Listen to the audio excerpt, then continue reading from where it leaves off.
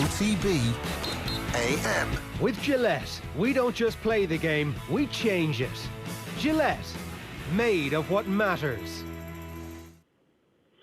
All right. It is Friday morning. It's 7:30 and you're very welcome along to OTB AM. It's Adrian with you this morning right through until 10 o'clock, and Eoin Sheahan will be on the line as well. And we have plenty to get stuck into this morning. I can tell you that Dundalk's penalty heroics in Transnistria last night. We're going to be joined on the line very shortly by coach Shane Keegan, who was on the touchline last night. They've obviously made their way back to Ireland since that game last night, so we've a lot to come on that front.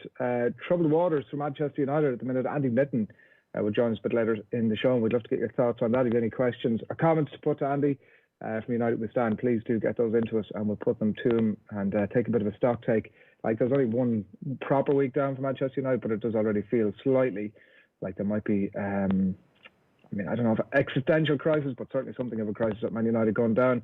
Get Andy's thoughts on that. We're going to hammer down the end of the rugby season in the company of Alan Quinlan, and plenty of interesting stuff to get to with him, including Johnny Watterson in the papers this morning saying that he feels that maybe Leinster could have done with a marquee signing. So we'll put that to him. And as well, it does appear like Rob Kearney might be on his way to Australia, so we'll get Quinny's thoughts on all that. We're going to talk golf as well. Snooker's new whiz kid from Cork, and we'll have plenty more as well besides. So lots to come on the show today, and we will get stuck into that and all the back pages as well to come a little bit later on in the show. So do keep your comments coming into us, and we'll put them to the guest that we've on a bit later today. 7:32 though on this Friday morning, and we're going to kick you off this morning with the company of Brian O'Driscoll, who spoke to Nathan on Off the Ball last night.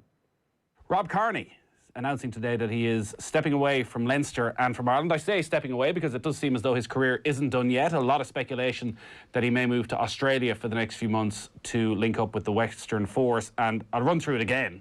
His hit list of honours is second to none. He is the most decorated player in Irish rugby history. 4 Six Nations, 2 Grand Slams, 4 European Cups, just the 6 Pro 14s, a couple of Lions tours, and the European Player of the Year in 2012. He did all right.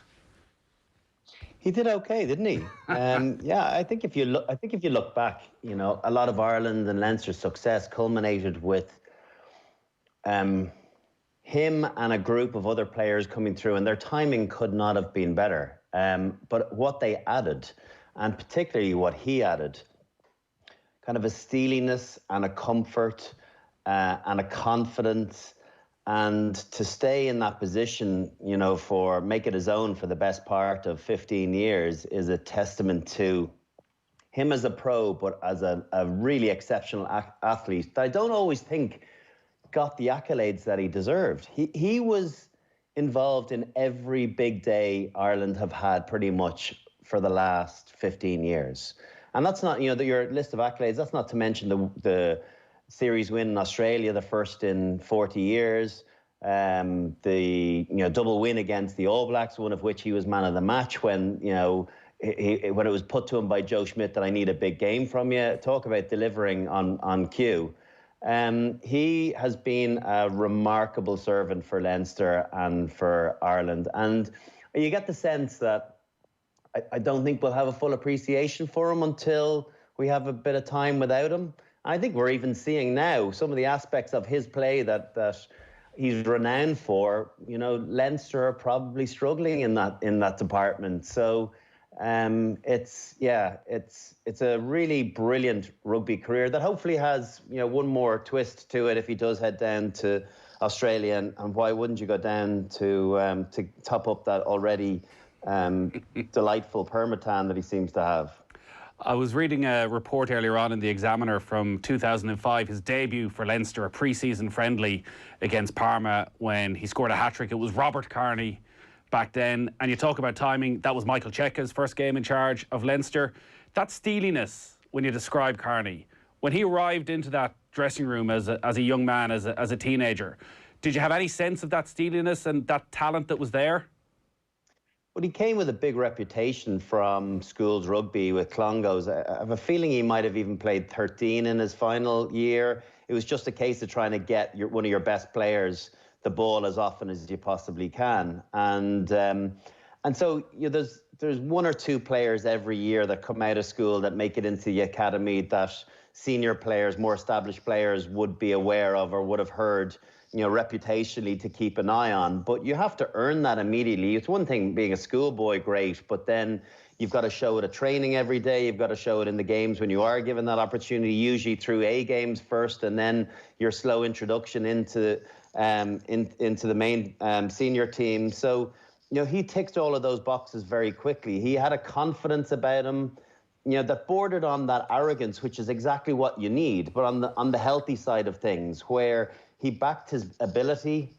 He felt as though he wasn't out of place, even as an 18 or 19-year-old, and that he was there, physically to be able to live with the big boys. So, he had all the attributes to stay in the game for a long time, which he's subsequently shown, but it takes a particular individual to come out of school and have the ability to translate schoolboy rugby into senior rugby, which are worlds apart.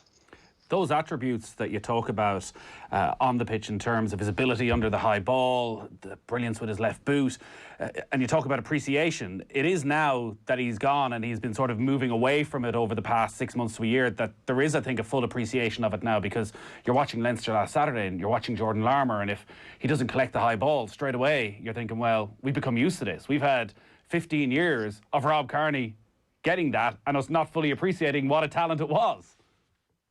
Yeah, I'm almost surprised, that the cameras didn't pan to Rob Kearney every time that Jordan Larmour dropped a high ball a la Raj and Johnny, because there's a real sense of that. And it feels as though they've come full circle where people have forgotten what Jordan is capable of in attack and now are focusing on, some of his weaknesses. And people got a bit hung up on what Rob Kearney perhaps didn't offer to the same degree in attack as he did in defence. That said, I don't know too many times that Rob Kearney on counter-attack, even if he didn't choose the right option coming back, that he didn't break the first tackle. He had phenomenal strength and ability to fight in contact, didn't lose the ball very often. And albeit he didn't, have, incredible feet or, didn't have electric pace, he still was a very proficient counter-attacker in the first 10, 12 years. Probably the last few years, not quite as effective. But his game was built on a stability. And as a result, Leinster and Ireland's success has been built on a stability. I don't think you can underestimate that as well. That the confidence as teammates, knowing that, the last man standing behind you is someone that has that confidence, that has that understanding of spatial awareness, of covering the backfield, of being a very good tackler, and then on top of being a good, catch kicker of the ball that we always will associate with him. He was a lot more than that. And you don't get into Lions teams, you don't stay in the international game for being a one or two trick pony. You have to have multi-facets to your game, and he definitely had that. And I kind of feel as though the general public didn't always have a full appreciation for that with him. Yeah, it's a real interesting point. It reminds me of John Giles talking about goalkeepers, and when a team loses faith in a goalkeeper, how it just runs its way through the 11 and everybody's that little bit more nervous. That with Rob Kearney, he had this full trust that when that ball went in deep, you knew he'd collect it, you knew he'd do the right thing, and suddenly you can get yourself into position because you know exactly what's going to happen pretty much all the time. Yeah, it's like the goalkeeper coming out and catching corners rather than punching them, right? There's an air of confidence that comes with that. You just had no doubt. It was a collector's item for him to drop one in a game, to not be the guy, soaring up higher. And it's so rarely, he's not a small man. He's, maybe 6 foot, maybe a fraction over, but it's the timing of his jumps, getting up to that maximum apex position of catching the ball at his maximum height. That is an art form. And I think with Jordan Larmour, we're seeing that he's a coming player in that regard, but he's still got his timing off.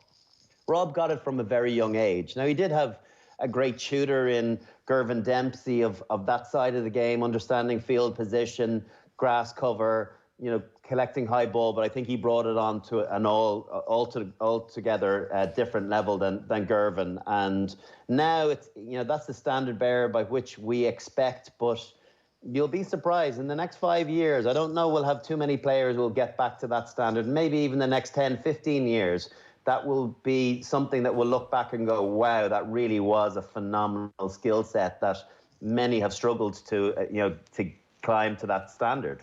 Yeah, when we're having those debates about Ireland's greatest ever 15, we never need to leave much time at the end, because you know the conversation around fullback is going to be a pretty short one. It's going to be Rob Kearney, and you can sort of move on quite quickly. Just on his role in that golden generation then, and the famous story of down in Enfield and his talk with the Munster players and what we wanted, give a side of maybe Rob Kearney that people hadn't seen either before or maybe since, in his influence on the group. Like, that was a team with a lot of big personalities, a lot of big character. Yeah. What was his role within that dressing room? Well, I have to say, I was shocked when he said it, when he stuck his head above the parapet and he came out with it. And I thought it was an incredibly brave thing to do for a guy that hadn't proven himself in front of all of those Munster players. For him to come out and show that level of honesty. I'm sure there were some people that were a bit disgruntled by it, but it was right at the timing of it. He had just broken into the national team. He'd a handful of caps, I think, or had he even? Yeah, he maybe had a couple of caps, but he was about to become Ireland's full-time full-back in the following Six Nations. And I just thought, for a young guy willing to put his neck on the line, it just felt like a courageous thing to do, where something needed to be said, which would be to the betterment of the team overall, but yet in the short term, he might get it in the neck a little bit. And I have to say, I've always liked Rob. I'm obviously good friends with him. I always liked him from a young age. He was able to fit in with older players from straight out of school. He didn't make a fool of himself. He wasn't immature. He was quite mature for his age. So for him to come out as a 20-year-old and say that, I thought was an incredibly mature thing to do, and one that absolutely stood to him, because I'm sure he got respect, even though players mightn't have told him immediately. I'm sure they respect him, because he made people question whether the commitment to Ireland was the same as Munster. And I'm not saying it was or it wasn't, but it made people think about it and reinforced how important playing international rugby was for those players.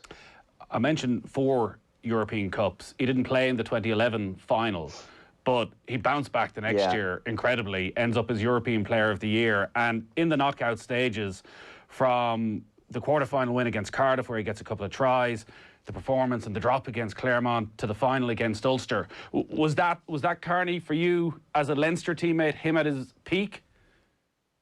Big games, yeah, well, I big think player? coming back from the injury season that he'd had a very serious knee injury, missed the whole Heineken Cup, and definitely we're not giving him the 4 Heineken Cups. We're only giving him 3 because we're on level peggings on that. I'm just holding on to him by fingernails in that regard. But he,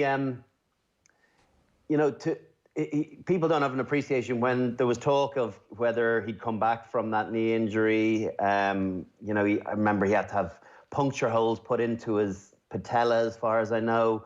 And the mental fortitude to be able to not only come back from something that could have been a career-threatening injury, but then to come back and produce your best form is quite something. And delivering in big games, big moments, the drop goal against Claremont in the semi-final, and that jog back to his position thereafter, which he's had the mickey taken out of him for many years. And then the try that he scored too, right after half time, getting us back in the game. He's been a big game player, and he's almost at his best when people start questioning him. And I think that's a real testament of the sort of personality that we're talking about, is that if you're able to dig deep for another 5 or 10% when there's question marks around you rather than crumble, I think they're the guys you want to be on the hard track, but they're the guys you want to be in the trenches with as well. If Rob Kearney ends up listening to this, he'll go, geez, lads, I'm not dead. I'm not done yet. I stepped away from Leinster and Ireland, and tributes are brilliant, but he still, it seems, is going to continue.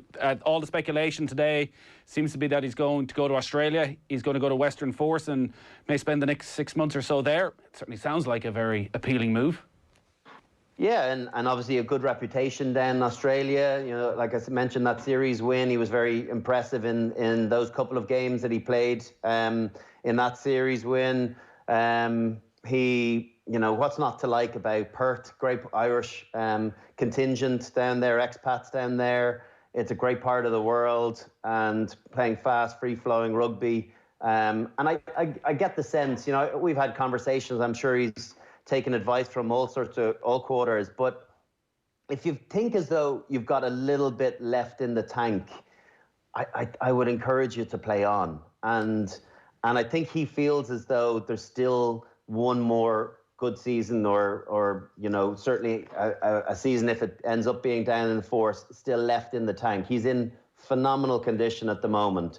And you can't put, it's an intangible bringing someone of that level of experience and embedding them into a young system, a la Brad Thorne or any of our overseas players, Nathan Hines, these guys. You plug them into your system. It's what the other players that are training with them every day, the wealth of knowledge that they soak up from them is actually the real will and win. And that's why Western Force, I'm sure, are interested in bringing him down there. Obviously from the player perspective, but his IQ and his IP is right up there with the best of them. Yeah, sure is. And we wish him well down there, and hopefully we'll get to chat to him over the coming weeks. The reason the announcement came this week was because Leinster's season is done. Came to a shuddering halt on Saturday against Saracens. There's been quite a fallout from this. There's been a huge amount of questions about what it means for Leinster, for the coaching staff, for Ireland. What did you make of it all? What went wrong?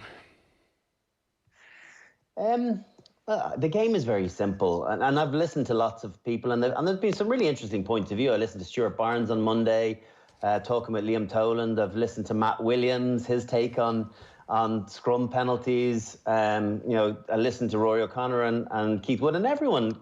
I'm not saying that their point of view isn't interesting. I feel the game of rugby is a very simple game when you become collision winners, and then subsequently very hard when you're on the wrong side of winning collisions.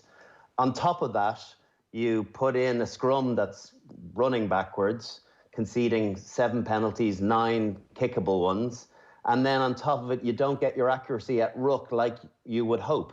How could you possibly be in a game when you lose all of those aspects? Yet after 63 minutes, when Jordan Larmour scored his try, they were 5 points behind.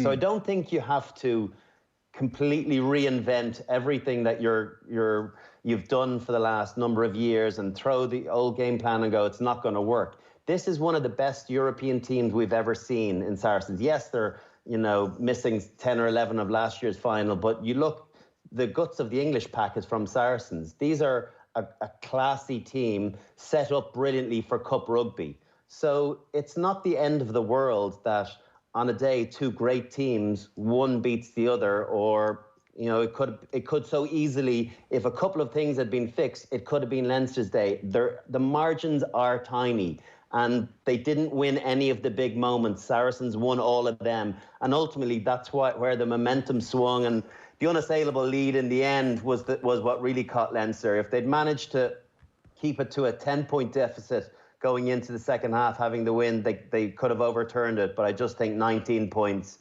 was too much. You knew that Saracens were going to be able to weather some storm and show something in the second half, which they managed to do with that late penalty to make it safe. I don't think anyone would have predicted that the scrum would have been so one-sided and that there would have been ending up 7 scrum penalties. But when you talk about the physicality and the collisions, were Leinster caught on the hop about the physicality, or like you're going up against Saracens, they played each other last season, they know each other inside out at this stage. How was it that the Saracen players ended up being so much more physical and winning so many of those collisions? And could Leinster have found a different way around that?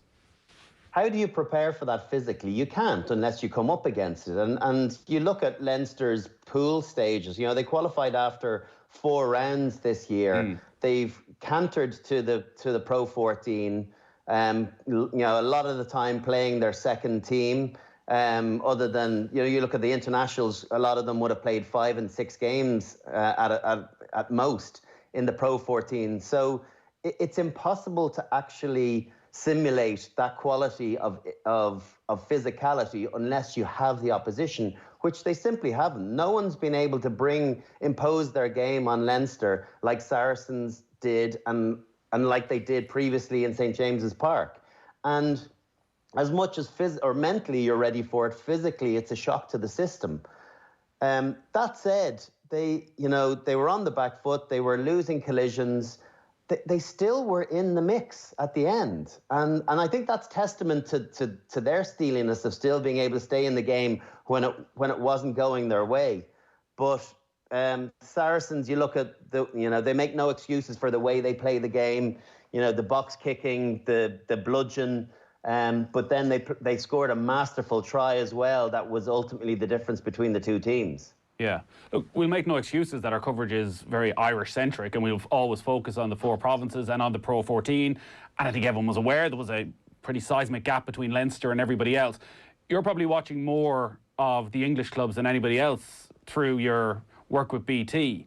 Are Saracens getting that challenge? Are they getting a different challenge up to what's about to happen? But have they, over the last few years, domestically getting a far more physical challenge than Leinster would be in the Pro 14? Yeah, they have been. The Premiership is a far more physical tournament than the Pro 14, no doubt about it. It's a grind every single week, and nobody rolls over. If even the perceived weaker teams, have a brute force to them, and I suppose you look at teams like Bath now, for instance, who have emerged since COVID and are playing this high tempo, high aggression, big physical game. You put Wasps in that category as well. They've got some huge ball players as well in there. They are being they are learning their lessons, Saracens, on the hoof. They are definitely getting more physical encounters than Leinster have had over the course of the last 16 months. And it hardens the body. That said, there's no excuse, because these players that are playing for Leinster, the vast majority of them are playing international. So it's not like they haven't felt that level of physicality. But, there's not much between the top teams at a quarter-final level. And, Leinster just let them, you give away 9 kickable points, they've won by 8, right? You take those 9 points away, it's a 1-point victory. So genuinely, I don't think you have to reinvent the wheel with understanding what went wrong, why it can be fixed, and what they need to do to actually, the next time they come up against Saracens, they just have to be a bit more clinical, a bit more detailed, and a bit more physical in winning those encounters, and then they'll set themselves up in a much better platform to win the next one. But it's always going to be hard against them. So you've obviously been in these dressing rooms around these big championship games, won them, lost them, and the reaction is sort of from the outside, maybe throw toys out of the pram, rethink everything all over again, start from the beginning, because as good as we are domestically, European level, this isn't good enough. Do you think within the Leinster camp, with the experience that's there from Lancaster and Cullen, that actually heads will be quite calm, that this was possibly the 2 best teams in Europe coming head to head, didn't play at our best, but we're still on the right track? Or do you need to take a defeat like this and actually take a step back and regroup? I think probably they'll be very disappointed, first of all, with their performance, because the Leinster season is judged on European performance and not Pro 14, and that's the reality. In fact, all of the Irish provinces have been like that. Munster for many years, maybe a little less so now because of their lack of success in Europe. But Leinster will be very disappointed. I do think it's potentially a bit of a changing of the guard. I think, without trying to retire guys a bit early, I think the dynamism that was lacking in certain positions in the pack became a bit evident. I think, Devon Toner being subbed off with 5 minutes done in the second half, and Ryan Baird coming in and doing quite well, it felt like a real marker for me. When you look at the likes of Rob Kearney and Fergus McFadden and those guys retiring, it's time for the new blood to come through. And who knows, like Johnny Sexton, certainly didn't have one of his best games, and Ross Byrne has done nothing wrong. So maybe we're going to see more of an integration of Ross and Harry Byrne coming to the fore now. But these defeats are always bitter. no different than Saracens would have felt really bitter 2 years ago when they lost in the quarter-final to Leinster marginally. You know, the roles reversed this time round, and they're hard to take because as older players, they're running out of their opportunities, and it feels like this is one that definitely has gotten away, because I think they wouldn't have lost anyone else in the Aviva other than Saracens. You mentioned some of the analysis from during the week. So Stuart Barnes was on with us on Monday night, and a slightly different take on it when he was talking about Stuart Lancaster, saying that he saw a Leinster side that were playing a similar game to England in the early days under Lancaster, going sideways, no forward ball between the 10-metre line and the halfway line. Inevitably then they're giving away penalties and kickable positions, so Saracens are able to keep the scoreboard ticking over. And that Leinster were being micromanaged, that basically the players weren't able to think for themselves on the pitch in these crucial moments. Would you go along with any of that? No, I don't think there's a brains trust there, and you're talking about players that are smart footballers, and Johnny Sexton's obviously one of them. Gary Ringrose is another one of them. Without knowing him, Caelan Doris appears to be one of them. James Ryan, likewise. So there's some pretty smart guys with good footballing intellect playing throughout the team. There was one point in the game when I was in commentary, and they were kind of going over and back between the 10 and halfway line, and I did mention about not punching themselves out, that they're going nowhere. You do, after 3, 4, 5 phases of not doing anything, you do have to kick the ball. And that's not kicking the ball away, but you've got to kick it to regain it, or think slightly differently when it's not working for you, because all of a sudden, you run after 5, 6, 7 phases, you lose a collision, and straight away someone is on the ball and you turn it over, and either a kick a goal or you're down into your own territory. I think there was times at the weekend that they could have played a little bit smarter and tried to play less football. But, I don't remember Stuart Barnes's Stuart Lancaster's early days, coaching England. I was still playing in those days, so I wasn't overly focused on what way England were playing. But you have to remember, they had a fair bit of success as well. They beat that All Black team a year after he took over from Martin Johnson.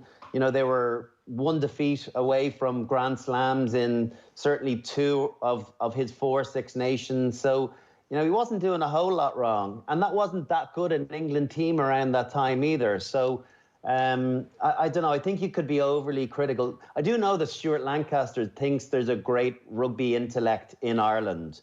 And I think as a result, he imparts and feeds an awful lot of information into these players, because he feels as though that they can take it on board and pick and choose what to select out on the park, rather than just going out and giving them free rein or giving a very simplistic game plan. I think he feels that elaborate ability to play the 15-man game is something that they're capable of taking. And maybe again that's that sort of transition that's happening. We forget that somebody like Will Connors is coming into the biggest game of his career, and that maybe we need to bear that in mind in the analysis. I guess part of it first Euro start as well, the likes of Will Connors, and it didn't go for him, but again, in all adversity, you've got to learn. What can you learn from that? I think he'll learn that when Cian Healy is struggling and he's having a tough day of it, he can't worry as much about Billy Vunipola breaking off the back of the scrum, and he's got to help his prop. Because, the least of your worries is Billy Vunipola running into your outside half and making 10-metre gain versus giving away a penalty and a definite 3-pointer the way Elliot Daly and Alex Good were kicking. So think about the initial issue first of all and deal with the secondary one, once you've sorted the first one.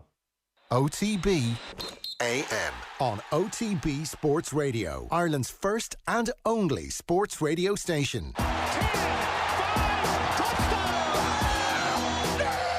Brady and Belichick have been at the forefront of the credit in New England for the last 20 years. OTB's American Football Show, The Snap on OTB Sports Radio. Burrow very much thrown in the deep end. He seems to have the correct temperament.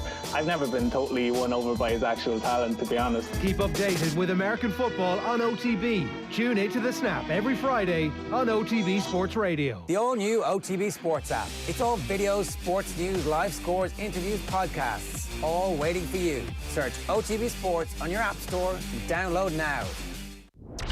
OTB AM. With Gillette, we don't just play the game, we change it. Gillette, made of what matters. All right, 8 o'clock on this Friday morning. Good stuff from Brian Driscoll there just before the break. You're watching OTB AM, and I'm delighted to say that Eoin Sheahan is on the line now. Good morning to you, Eoin. Good morning, Adrian. How are you getting on? What's going on in deep as dark as Kerry? Not much. It is deep. It is dark. It is very windy and rainy, and it just feels like that we've entered the eternal winter of this part of the world now. So no going back, no more Indian summers. That was a nice week that we had. But that's about it.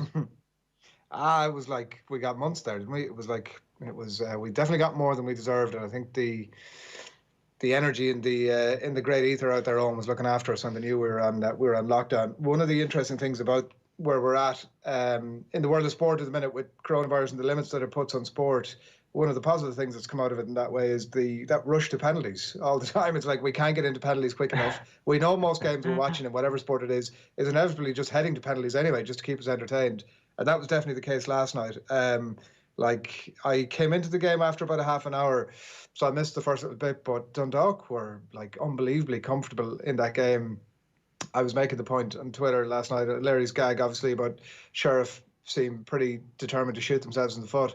But they actually did, like they were fairly shocking for the large part. So I couldn't quite figure out if that was the case or if Dundalk were keeping the pen back, but Dundalk definitely should have won that game in normal time last night.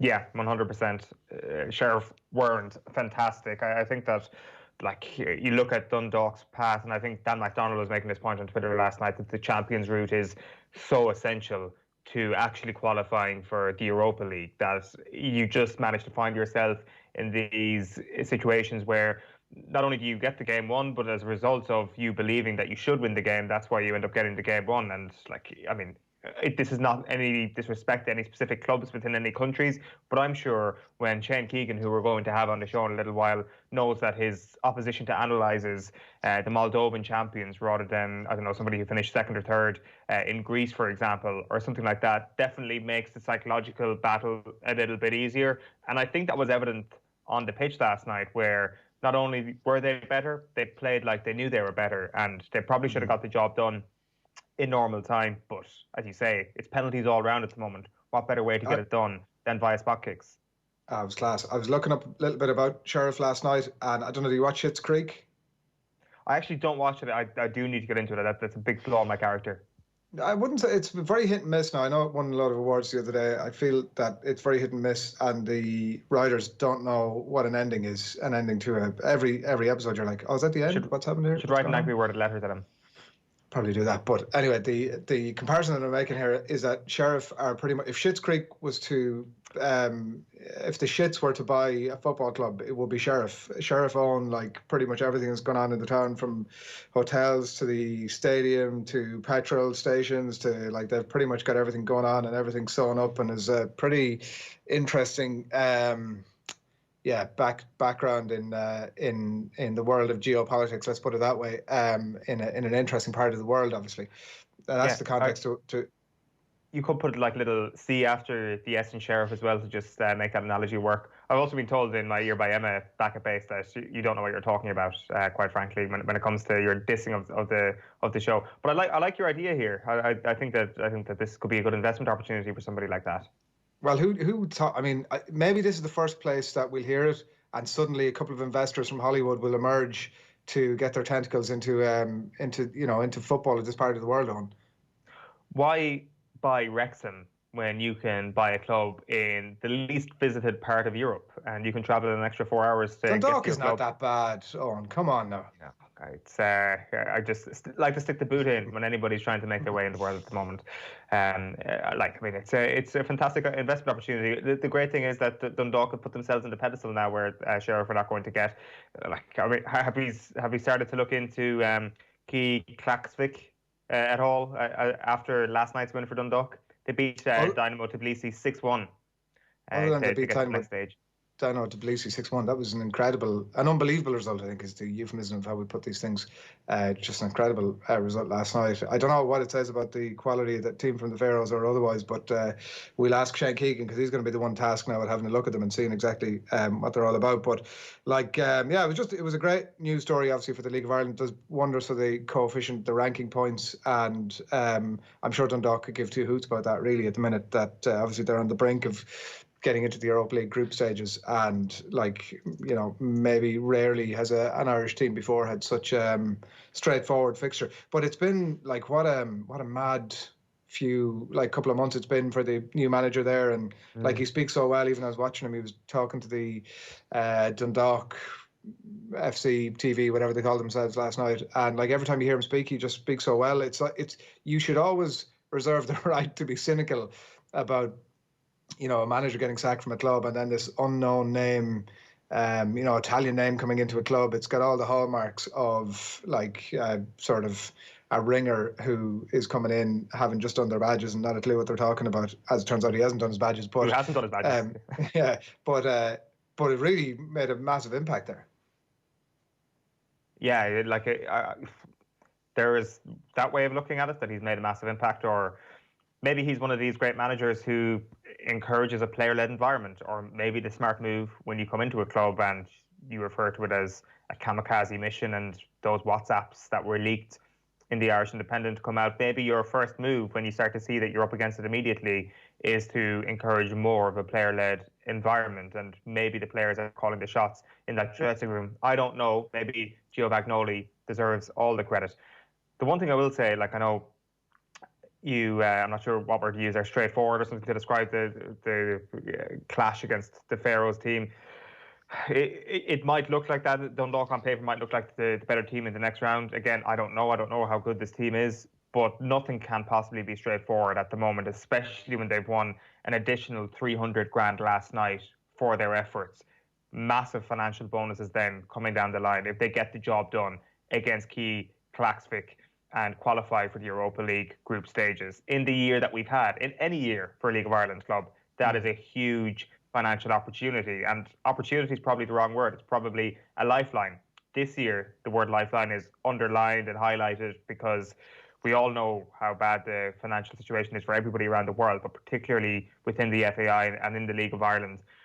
It's just an added element of incentive for Dundalk, not that they need any more. So when that starts to veer into pressure, I'm not so sure, but clearly they're flying at the moment, and whatever Gio Vagnoli is doing or not doing at the moment seems to be working. They have a formula, and it seems to be tipping along nicely. Yeah, the quality of penalties as well last night was the other thing, and we'll talk to Shane about whether all that sort of stuff was planned out in advance of that game last night. It did strike me as the penalty that was unfolding that you probably wouldn't have had a huge amount of chance to... they weren't out with the iPad with Gary Rogers and saying, listen, this lad's going to go this way, that it's difficult to capture enough evidence on that front. But certainly on the Dundalk side, they weren't left wanting, regardless of if the keeper knew exactly where they were going. The penalties were so well struck, mostly, they were nearly impossible to get at. So we're going to talk to, as Eoin said, Shane Keegan very shortly to get his thoughts.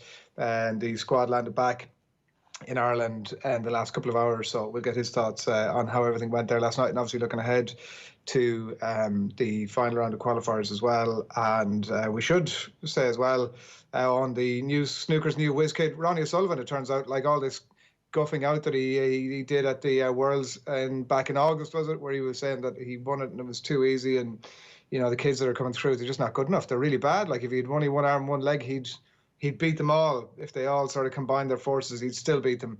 And he was beaten last night by an 18-year-old from Cork who's ranked 115th in the world. Turns out he made Aaron Hill a very angry man when he made those comments last week. You don't want to make Aaron Hill angry because he came back, beats him 4-3 at the European Masters last night. And the young generation of snooker players are back, Adrian. That's the one thing we can take from last night, that Ronnie O'Sullivan and what he said has sparked them to create some sort of backlash that will be epitomised by snooker playing quality. I don't think many people were watching this last night until we realised that the result had actually happened. So O'Sullivan got his first century of the season and had gone 4-3 up in the best of 9 frame match, and he actually gets pipped from there. You would have thought that from that position, Donovan is coasting downhill and everything is fine, but not if teenager Aaron Hill had anything to do with it. No, it was great, and the fact that he went 4-3 down and came back and still won it. And there's another whiz kid coming through as well, Peter Devlin, who also came through after the opening round. He beat Mark Williams, I think, yesterday. And a guy's worth checking out on YouTube on. He's not only is he a whiz kid snooker player, he's also a rapper. And he's got a lot of social commentary going on. He's a lot of interesting things to say. I watched one of his raps last night on YouTube, and I felt that if I was to be a rapper, I'd be him. What does that mean? He's terrible. Okay. Well, what's his name? Peter Devlin. Yeah. Okay, need to keep an eye on him, and he's like Aaron Hill. Like this is going to be the new Hendry and Davis, is it? Aaron Hill and Peter Devlin. Keep an eye on him is certainly a good way to put it. Keep a very strong eye on this guy. Right home. Back to you in just a minute. We've Shane Keegan on the way in just a couple of moments' time, and plenty more to get into as well. Alan Quinlan is going to join us to pick through all things rugby. Should Leinster have made, and should they make a marquee signing to try and get them over the line? We'll be getting Alan's thoughts on that. Rob Kearney as well. Some news this morning that it looks as though he might be off to Western Force to finish out his career. So we'll get Quinny's thoughts on that, and as well, obviously, the impact that Rob Kearney had on that province over the years. Andy Mitten will join us to talk all things Manchester United as well, after a pretty bumpy couple of weeks at the club. So exactly where's everything headed for Manchester United? We'll get Andy's thoughts on that, and we've plenty more coming your way as well. But as I said, Shane Keegan is en route very shortly. I must remind you as well that the Nike Football's 2021 Liverpool FC third kit has been inspired by the checkered scarves and flags that adorn the COP for each home game, and the gold Premier League winners patch. Also the UEFA Champions League winners patch are available to be printed on new sales of that new third shirt, and the new kit now available to pre-order in store and online. You can go to the competition post on our Twitter and share your all-time favourite Liverpool shirt to be in with the chance to win all of that good stuff. So do keep your comments coming into us. You are watching OTB AM, and we are live in association with Gillette. Good mornings. Start with Gillette, giving you the confidence to tackle the day ahead. It's 12 minutes past 8. Shane Keegan, the Dundalk coach, is on the way, but I'm sure you saw it last night. Just in case you were in bed, we want to give you a bit of a flavour of what went down in Transnistria, and to do that, it's Dundalk's media team who've got some footage here. It's footage of the winning penalty, and to see what it looked and sounded like from the Dundalk touchline.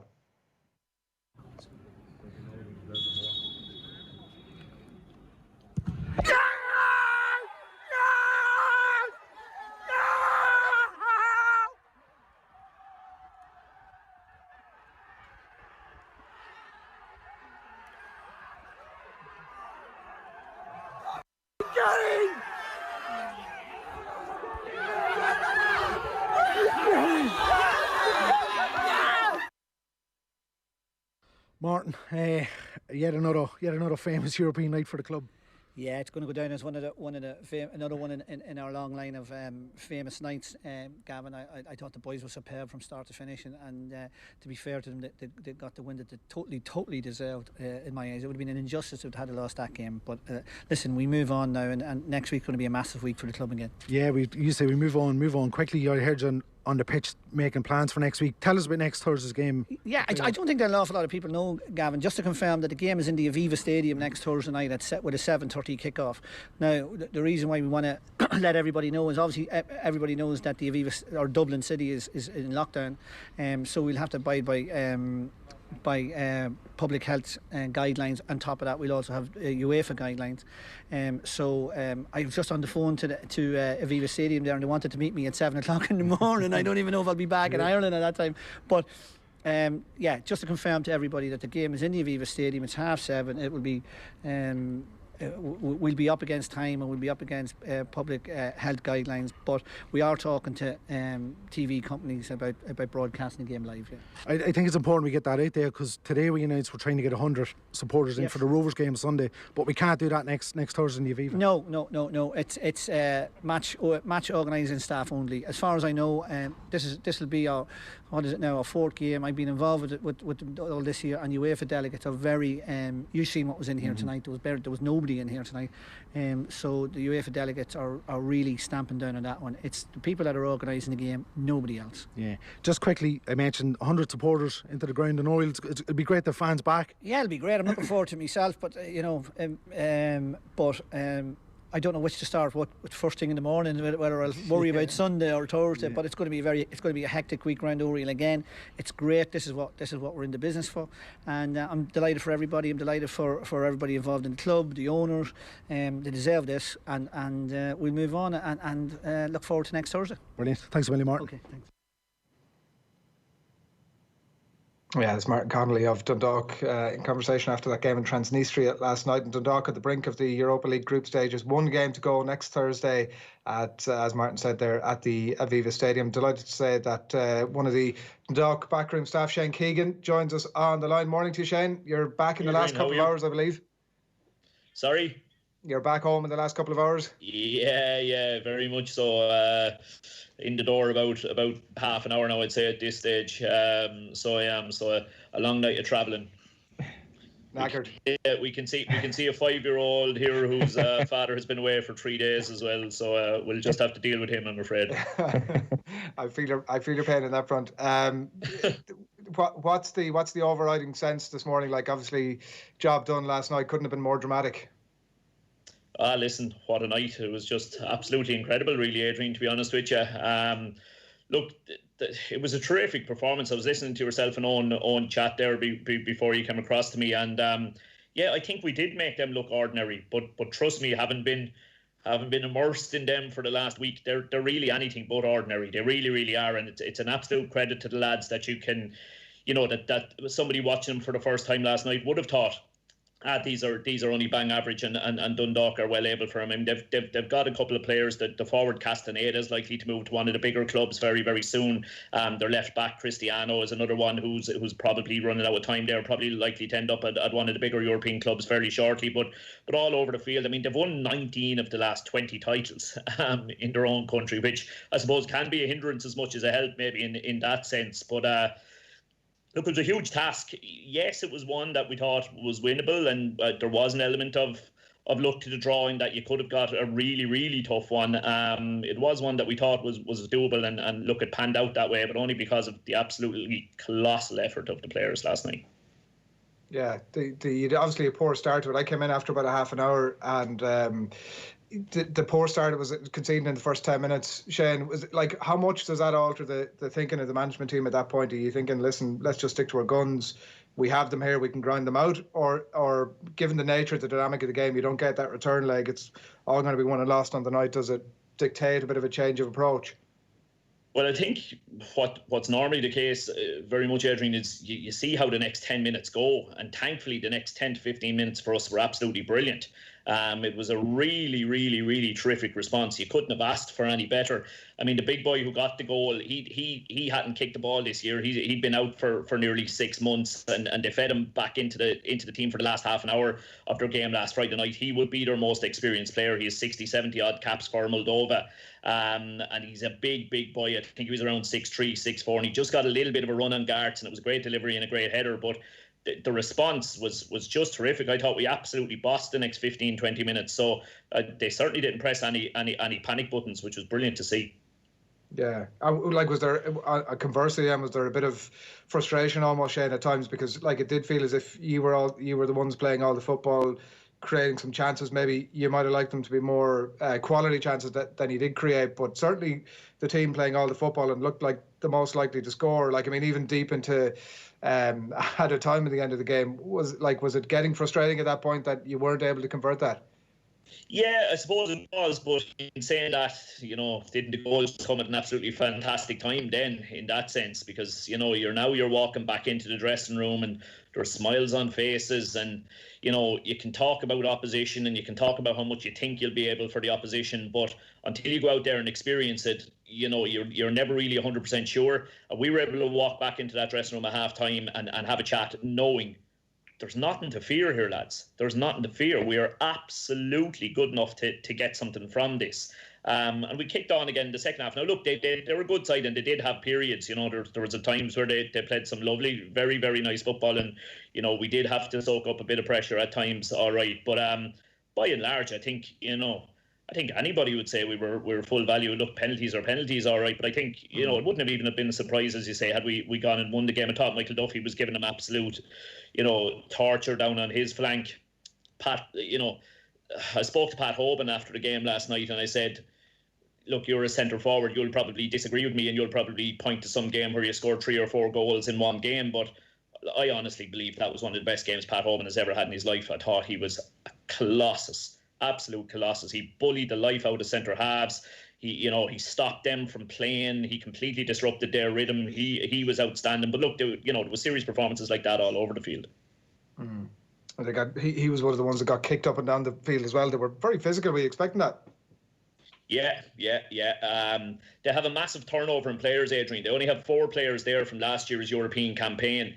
And from looking back a bit at last year's compared to this year's, I think they looked at last year's team and saw them as a great domestic side who play lovely flowing football, but, you know, weren't up to the test in Europe. So they kind of threw all them out and cast them all aside and brought in big, strong, physical boys who they obviously felt were a bit more equipped to European football. And yeah, we knew that the style was going to be fairly aggressive, all right. Yeah. Yeah, the quality of penalties in the end, we were saying at the top of the show there, Shane, was like incredible from a Dundalk point of view. The confidence and the composure nearly to slot them away. From your own point of view, because you're the opposition analyst with Dundalk, what sort of preparation were you able to do for that, if any? Yeah, well, look, I suppose there's preparing your own side of it, and then there's preparing the opposition side of it. There was quite a bit on Y-Scout in terms of penalty takers for them. So between, I suppose, myself, Willow, Steve Williams, who's our goalkeeping coach, and all 3 goalkeepers, Gary would be very proactive in that sense. He would always, you know, make sure, you know, he'd be on to me to try and have the information. I think we sat through all their penalties twice, actually. We sat through them, yeah, we did. We sat through them Wednesday, and then we sat through them again on Thursday, just myself, Willow, and the 3 keepers. So we did. So we had quite a bit done on it. Look, that said, we'd seen 7 of their players take a penalty. The one Gary saved was from Obelar. We had never seen Obelar take a penalty, which of course shows all preparation. But we had a bit of a scheme going there, all right, where the ones who we had seen taking penalties before, Willow had an arrangement with Gary that he'd hold 2 cones and he'd hold up one colour if that player usually struck right, and hold up a different colour if he usually struck left. So we tried to cover all bases, but as I say, at the end of the day, he saved a penalty from a guy that we'd never seen take a penalty before. And look, it was brilliant. You might have seen on social media, Gary turned 39 just after midnight there, so he did. So it's absolutely incredible feat by himself. Dan Cleary was calling him Benjamin Button in the bus on the way back. And he's certainly that. He's just getting better, and it was a terrific save. Is that all you can do with penalties, Shane? Is that like getting into the minutiae of, like, it's, you know, you see the tracker when you're watching Premier League games or whatever, that such a player has gone to these specific positions. Can you get that detailed, or is it too vague at that point in terms of like a player's capability to actually repeat what they've done before, or just the vagaries of everything? It's left or right, and that's what you stick with. I think, Adrian, I got it was a bit of a learning experience for me, actually, watching how Gary goes about analysing it. Because, look, if a guy has only ever taken 1 in a previous penalty shootout, well then, you know, there's that's probably a guessing game, all right. But if he's a guy who's a regular penalty taker, so they had 2 guys last night who were regular penalty takers. They'd signed a guy called Kapic, who was taking him at his previous club, so we were able to look at a good few of his. But the particular one, the guy Castaneda, again, that centre forward, he was had taken an awful lot. I think we had maybe 8-9 penalties of Castaneda. And to me, it's just, do they go left or do they go right? But to Gary, it's far, far more. He's looking at the shape of their body when he's running up, and what he said to me made absolute complete sense.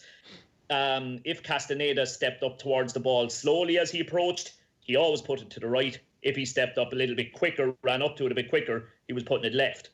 So he was able to judge by the speed of the approach as to whether he'd go left or right. But look, again, all that comes with the caveat that I don't know if that had a whole lot to do with the one he saved. Yeah, sounds great when you won. It's like, oh, we planned this thing out to a T. Yeah, exactly. But as you say, the quality of our own penalties. I mean, when you think about the slog of the 120 minutes that they'd gone through was absolutely superb. Like you felt for their keeper; he had absolutely no chance whatsoever. And even within the penalty takers, Adrian, a couple of great stories within the penalty takers in that. Patrick McElhenney, Patrick's partner was induced on Monday, so he had his first child, a baby boy, on Monday, which went great, and obviously they had to try and make that happen on Monday so that he could be on the flight to fly out on Tuesday. Wasn't quite ready for a start. Look, I would argue Patrick is pretty much the best attacking midfielder in the League of Ireland, but just coming back from injury, wasn't quite ready for a start, but we knew he'd be a fantastic weapon to bring in as the game went on, and so it transpired, and his penalty was brilliant. But I think the real one was Chris Shields. I mean, Shieldsy, I don't know if too many people knew from watching the stream, but Shieldsy could have had his Gaza moment. Shieldsy picked up a yellow card, which puts him out next Thursday night, which is absolutely gut-wrenching for him, absolutely gut-wrenching. And you could see it in his body language. He probably did struggle for maybe near enough the next 5 minutes. He kept walking around the field shaking his head and putting his hands on his face and that. But he shook it out of his system then. He was absolutely fantastic for the rest of the game, and what a winning penalty. He was a real warrior in circumstances last night, Shane, can you tell us a little bit about what your week looked like in the build-up to the game last night? So you talked to us about the video analysis for the penalties, but overall, how early do you get the footage? How much work are you doing, and how many hours do you spend poring over all the video you have? Yeah, look, it's fairly intensive, all right, Eoin, so it is. Look, we're blessed with the technology now. There's two providers, Y-Scout and Instat. We're with Y-Scout at the moment, and yeah, look, every game that they have played in the last couple of years is up there for me. Every game is tagged, so you can just put in your particular search parameters and it brings it all up. And yeah, I suppose there was a difference because obviously I started the role under Vinny, and now I'm doing it under Filippo, and there is a different way in which the two of them wanted to go about it. I suppose on the Sunday leading into a Thursday night game, previously we would have done a kind of a huge download of information and given the lads a massive amount of information really early in the week so that they could kind of have an early picture of what was going on. Filippo wanted it done slightly differently, where we'd kind of drip feed it as the week went on. So rather than building up to the Celje game, I think we did like pretty much an all-dayer where we kind of interspersed training sessions with video, and the boys were in maybe at 10 o'clock that morning and didn't leave until 5 in the evening between the various different things we were doing. With Filippo, it was, no, we'll do a half an hour on them on Sunday, a half an hour on them Monday, half an hour on them Tuesday, and basically we did a half an hour each day in terms of looking at, them with the ball, them without the ball, set pieces, counter-attacks. We'd have a different team to each day. And you're just, all you can do, I mean, again, there's no exact science to it. All you're trying to do is just paint a couple of pictures for the lads based on particular teams. As I say, look, we focused on their attack and threat down the left quite a lot, which is why people may have been surprised to see us fielding Sean Gannon on the right midfield. Sean didn't last too long, unfortunately, but even then we brought in John Mountney, who'd John has great attacking quality, but it's his work rate, and we knew he'd be able to shut down that left back for us, and he did so. So it's just trying to be, trying to find as many areas of strength that you can plan against, and then more importantly, going after a couple of areas of weakness that you think you can target. And you're painting pictures for lads, and it's up to lads then to see if they can take advantage of that. How satisfying is it when you spot something in video analysis and it actually comes off on the pitch? Yeah, very, very much so, I suppose. Yeah, it certainly is. Look, I don't think it's, as I say, I don't think it has a massive bearing on things. It's just, it's another one of those boxes that needs to be ticked, and it's almost a mental thing as much as anything, because the players are walking onto the field feeling we've done our homework, we know what we need to know, and we've done our preparation properly, and that puts you in a good place to believe that you're going to walk out onto the pitch and deliver your best, and that's nearly the most important part of it, is that the players feel happy. You mentioned there that Filippo wanted a little bit of a change in terms of how he used the video analysis that you were doing. What else has he changed? What else has he brought to the club that represents his own stamp on football? Yeah, he's been a very, very impressive guy. I mean, me the same as any of the everybody else knew little to nothing of him when he arrived in. But I suppose, there was a lot of talk and kind of at the time and a lot of question marks. But at the end of the day, lads, like, it's very rare when somebody is pulled out of nowhere like that.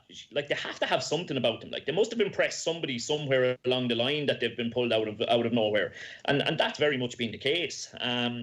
You would not know for 1 minute that this is this guy's first time operating at this level, because he's very methodical. He's very, very. What I like is he's very, very sure of himself in that he knows what he wants. I've been trying to be thinking. I know my first year or two in management, I was kind of second guessing myself the whole time. So he doesn't second guess himself. He'll ask, say, take me for example. He'll ask for my opinion on stuff. He'll want a huge amount of input for me. We'll have numerous conversations. But there's only one man making the decision at the end of the day, and he'll make it with real conviction. So he will, and that's been very, very impressive. The other thing, I suppose, with himself and Giuseppe, who's come with him, and not to play too much into the Italian stereotype, but by God, do they wear their heart on their sleeve? They're, I'll tell you, they're lepping and they're jumping and they're roaring and they're shouting, and there's great crack to be knocked out of two of them. So there is in that sense. But the boys love that. The boys really, really feed off of that. So they do. So look, they've had a massive positive impact. Look, I heard you talking again before about the dressing room, and you're right. It is a fantastic dressing room. It is a really, really fantastic dressing room. When you look at Gary Rogers, Brian Gartland, Chris Shields, fellas like that, there's real leadership in there. And so they were coming into a good setup. They knew, they were coming into a good setup. They were never going to have to change the whole world, really. So they weren't. Things had the luck had just started to go against Vinny a little bit, and different things had gone against them. And the boys have come in at a good time. There's been a little bit of element of a luck, obviously, in terms of the draw and all that. But they've been really, really impressive. And, you've heard the players singing their praises. And look, long may it continue. When you say they wear their heart on their sleeve, have we got some Al Pacino dressing room motivational speech moments yet? Yeah, well, I'll tell you, whatever about in the dressing room, it's in the dugout is an experience to be beside the two of them, because... Giuseppe in particular, if something goes against Giuseppe, you'll hear at the top of his voice, you'll instantly get the Mamma Mia! And, he'll repeat it 3 or 4 times as well after that. So we regularly shout that at him anyway. So we do. Although I was the one getting the piss taken out of me last night, because I was the one who ended up with the yellow card on the bench. So for all we talk of them being the ones that get emotional about things, but. I saw that. What happened there, Shane? Nothing. Very, very little, really. Posmack, the big brute of a centre half who got the goal. He was booked early in the game, and he'd made 3 fouls after the yellow card, and that's very rare. You see a player still on the field after making 3 fouls after a yellow card. And I was just trying to inform the referee, in case he wasn't keeping the tally that I was keeping, just how many fouls he'd made since the yellow. But he marched across to me and produced the yellow and pointed to the word respect on the badge on his sleeve. Put me in my place fairly quickly. Just one last one then on the management. It does go to show what you're saying there, that no matter what sort of leadership role you're in, being unbelievably confident in yourself to the point of being pig-headed at times is almost a necessary step. But like whenever you hear any manager talking about a refereeing decision or defending a player, there is a siege mentality that has to exist, it seems. Yeah, definitely. And look, I suppose like everything again, Eoin, it goes with the results, really. So it does. If you're being pig-headed and results are going well, then the pig-headedness is what's getting you the results. If you're being pig-headed and results are going against you, it's looked on in a very, very different way. But yeah, look, as I say, I do like that strength of conviction he has in his decision making. I might sit down with him and we might start talking about a particular player in a particular position, and he'll tell me he's thinking of going with such a guy, and I'll give 15-20 minutes maybe arguing for a different guy, and he'll nod and he'll smile, and at the end of the 15-20 minutes we'll go with the one that he was going with in the first place, and he's right, because he's the one who's ultimately going to live and die by it. But yeah, I think the boys get the vibe of that confidence from him as well. And look, the only way he could come in from where he's come from and do the role as well as he's done is to have that strength of conviction and confidence in himself.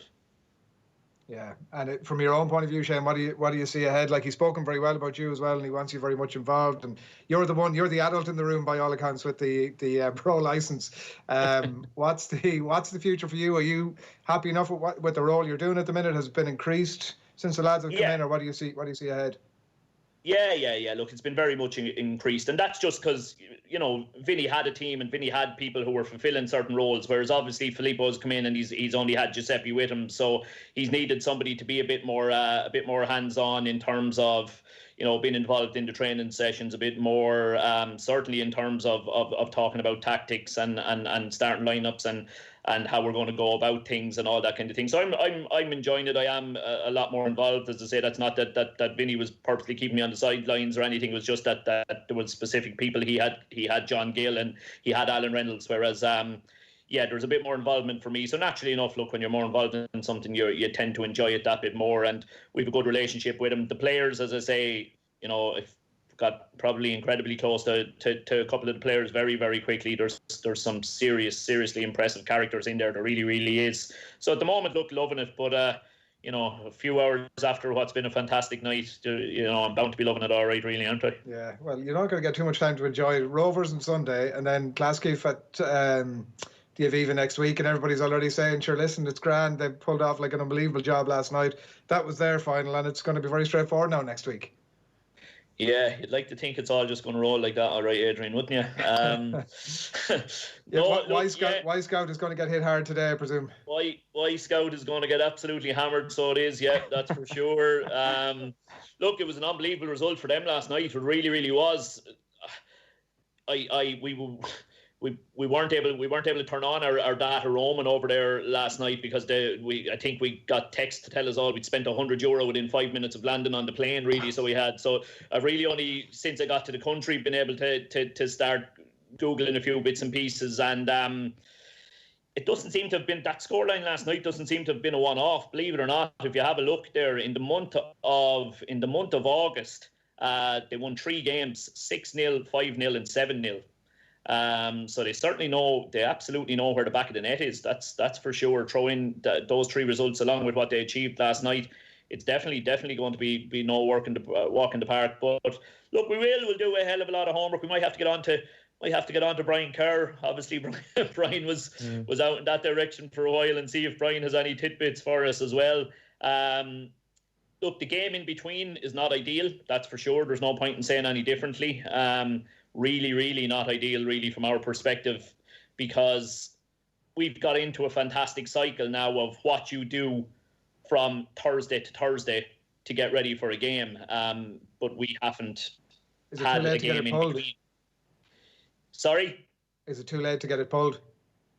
Oh, look, there's no doubt we'd love to have it pulled. Absolutely no doubt. Whether that can still be achieved or not, I'm not 100% sure, but look, it would be brilliant. It would be brilliant to think that the league or even Shamrock Rovers themselves. Look, I know there's a serious rivalry between the two clubs. They've been hammer and tongs for the last few years, but there may even be some bit of grace given by Rovers that they might say, look, it was a fantastic result. Because let's be honest, while we knew we had a chance last night, I think the League of Ireland, those making decisions were probably doing the time schedule based on the likelihood that we might lose. So I don't know if there is any room to change it. Look, the travelling, when you think about the amount of travelling we did, here's another one for you, actually, Adrian. This club, like their facilities were absolutely incredible. The money involved in the club is colossal. As we were trying to leave the grounds last night, we were delayed at a barrier for a half an hour because the sheriff's staff were insistent that they were short 2 towels, which they had supplied to us, and were refusing to allow us to leave the grounds until these 2 towels were given back to them. So that that added to our trek home. We were already a half an hour behind schedule based on that, so we were. I just thought that was absolute madness, really. So it was. But Yeah, look. Are you going to stick them in the wash now in the next couple of hours? Martin Connolly, who's the general manager, managed to somehow eventually get them to lift the feckin' barrier and allow us out, so they did. But look, we'll see what happens with Sunday. Look, there's absolutely no way whatsoever that those who went through what they went through last night and are going to be asked to do the same next Thursday, they can't feature. They quite simply can't feature.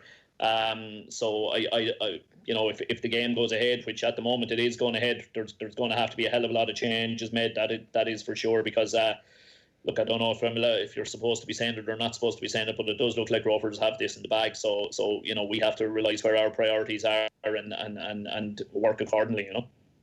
Well, Dundalk have a long history with towels anyway, haven't they? So that's probably appropriate last night that you got delayed there. Shane, good man. Listen, we really appreciate it. I know you're under pressure there as well with everything in the home front too. So we really appreciate you taking the time. Well done last night, and hopefully we'll be speaking to you again next Friday morning in similar circumstances. Cheers, lads. Thanks a lot. Shane Keegan there, the Dundalk coach, on the line after last night's heroics in Transnistria as they get the job done. And on now, of course, next Thursday night we'll see about that Dundalk Shamrock Rovers game and as to whether or not that goes ahead. Right, it is the feel-good football story of the week, however, but things a lot gloomier over at Old Trafford. We're about to speak to Andy Mitten from United We Stand very shortly. But first of all, here's Kenny Cunningham reacting last night to Dundalk's big win. Up he steps to send them through and scores, and Dundalk have won on penalties. They have beaten Sheriff, and it was Chris Shields. They're through to the final qualifying round of the Europa League. A huge victory for their new management team as well. Obviously came through in a lot of controversy, but their new Italian manager, Filippo Giovagnoli, well, that is a massive victory for Dundalk and for the League of Ireland in terms of what it means for ranking points and all that jazz. But for Dundalk, who should have won that game in normal time, and you can see what it means to the players on the pitch, and they're through to the qualifying round. And then one team from the Faroe Islands between them and a place in the group stage where you can really get anybody. Yeah, and you're right, Nathan. It's not just about Dundalk. I think it's for the profile of the whole league. We all remember back to that campaign under Stephen Kenny. Dundalk was fantastic. Went to a lot of those games. Great atmosphere, great games, memorable, great performance from the team. They were really competitive in the group, and it was great. And there was a lot of good feeling around the club at the time from amongst the Irish football and supporters, and it was a great buzz. So hopefully they can replicate that by winning the final game. And it's been a tough season for them. Well, that's the most remarkable aspect of this, with all that has gone on and all the struggles off the pitch, and well, just the success story that has been Dundalk sort of ripped apart, it's felt like in many ways, that here they are, a home tie against a team from the Faroe Islands next Thursday to get back in the group stage of the Europa League. Yeah, I give the players a bit of credit for that. I spoke about it with somebody a couple of weeks ago, and I just felt as if they were at a point in the season, a bit of a crossroads, where it was the players themselves almost had to sit down. It was a very experienced group, battle-hardened group of players, and said, look, lads, this isn't good enough. We're better than this. We ought to go down with a whimper, or we turn it around. We're good enough to do it. We've proved it, and they've kind of done that very, very slowly. And there's still a lot to play for. Got the game that you've spoken about, Rovers at the weekend, still in the FAI Cup, so there's still plenty to play for. They could still really turn this season around and end it on a high. So hopefully that'll be the case.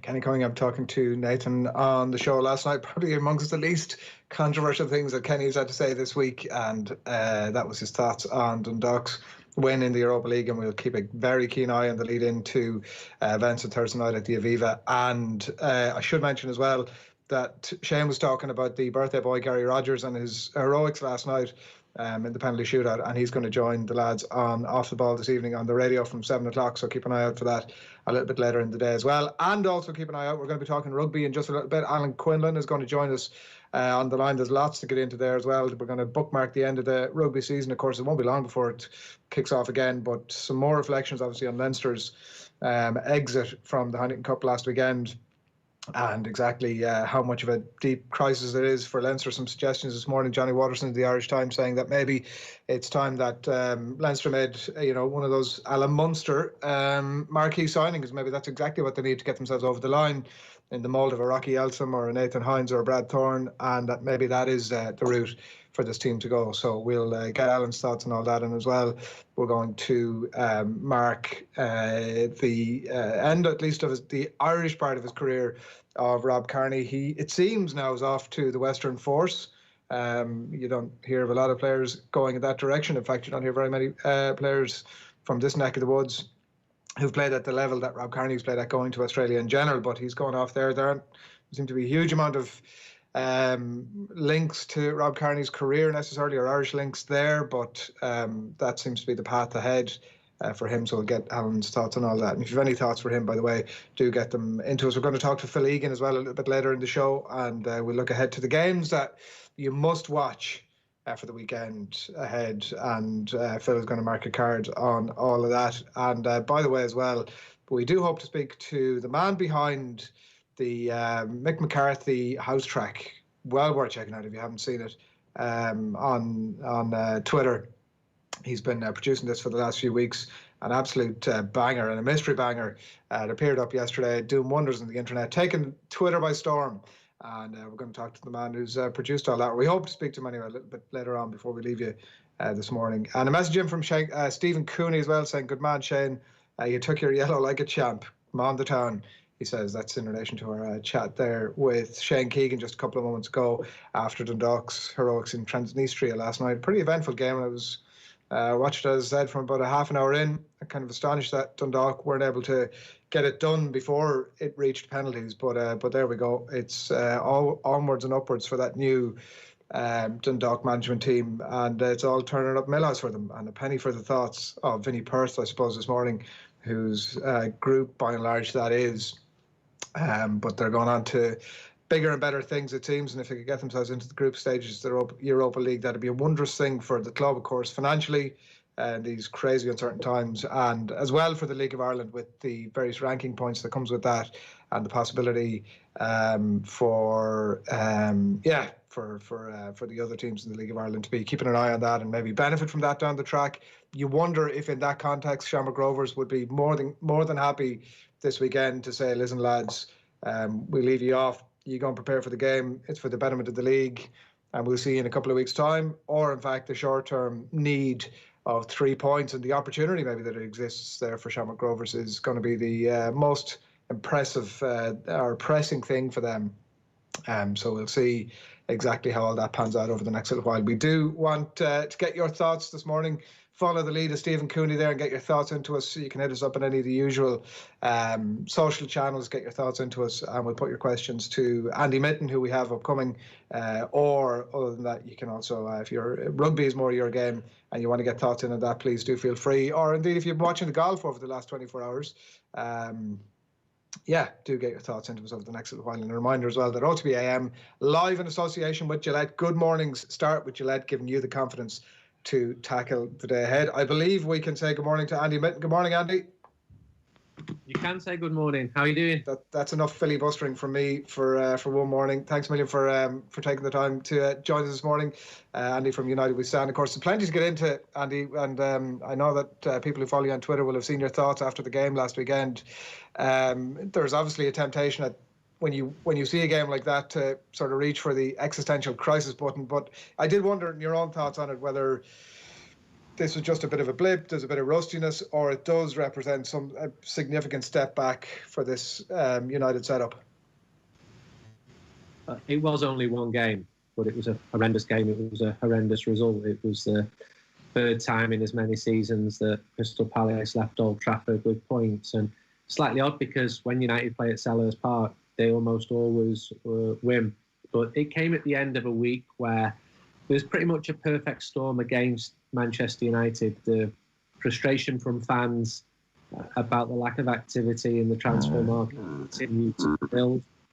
Combine that with Liverpool signing a world-class midfielder from Bayern Munich. In Thiago Alcantara, Tottenham signing Gareth Bale, and a player who'd been linked with Manchester United. Then you had the Swiss Ramble, who's a respected financial football blogger, doing a piece which was pretty damning against Manchester United. And then you saw the performance. So I think there's a lot of anger after that. combined with the fact that last season finished on a slightly disappointing note. United didn't win any trophies, faded towards the end. I think people assumed that the club would go out and strengthen, and Donny van der Beek's come in, but there was one point where United were the only club in the Premier League who'd not signed a single player, and in March Ole Gunnar said he needed 2 or 3 players. So fans are asking, why aren't they coming in? Now, there's a bit of mitigation here. The reaction online is often completely disproportionate and hysterical. And I've written a piece today where you wonder, how would Sir Alex Ferguson have got through those first 3 years when he was building? How would United have survived in the summer of '95 when Paul Ince, Andrei Kanchelskis and Mark Hughes, 3 established first teamers, left the club and only 1 reserve goalkeeper was brought in? But social media now, it is a factor, and it drives United mad when they're linked to players who they've got no interest in. Or maybe an agent will link their client to United. Does no harm for him to be linked to Manchester United, but there's absolutely no truth into it. But the bottom line is there's frustration with the club's recruitment. It's not a one-off, this. This has been happening in the post-Ferguson years. United have often left it too late, and then seems to have panic buy, overpaying for the likes of Marouane Fellaini, Harry Maguire, who's been a decent signing, but it cost us the most expensive defender in the world. Is he the best defender in the world? That's another question. So this was all building, and then to see Palace start so well. I saw an interview with one of the players who said he wanted to catch United cold, and they did do. And it just knocks the confidence. That said, I wrote the cover story for the new 442 magazine, and it's an optimistic one. I spoke to loads of people behind the scenes at the club to find out what they're doing, about the improvements on the youth side, about the recruitment process. They want it to be more considered. They want to stop making the mistakes that United have made in recent years.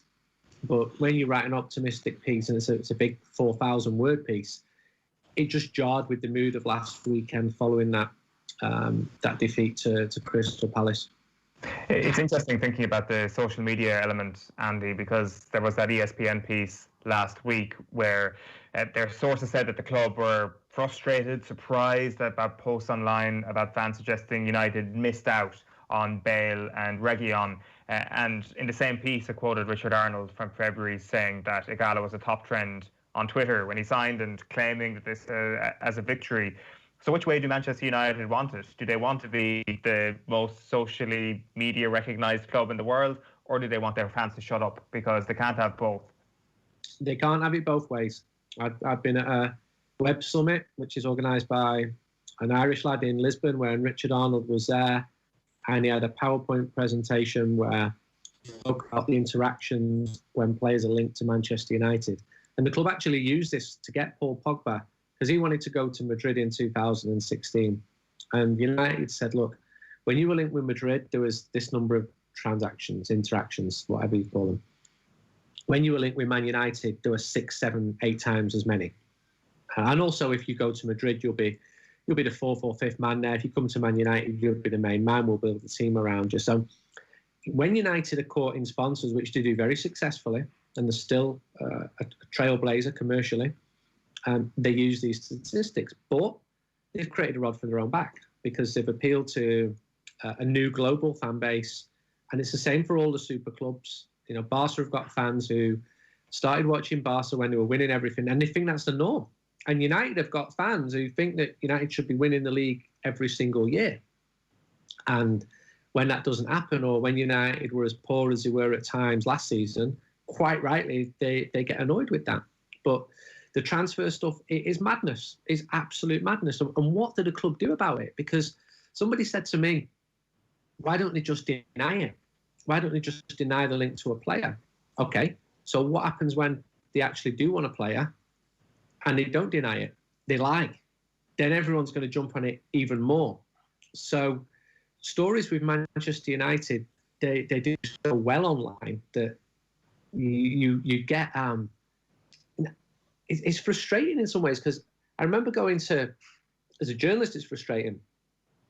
going to Belgrade, doing a big piece behind the scenes of the Belgrade derby. It took me 6 months to set up. Proper journalism, heavy stuff. And yeah, did all right.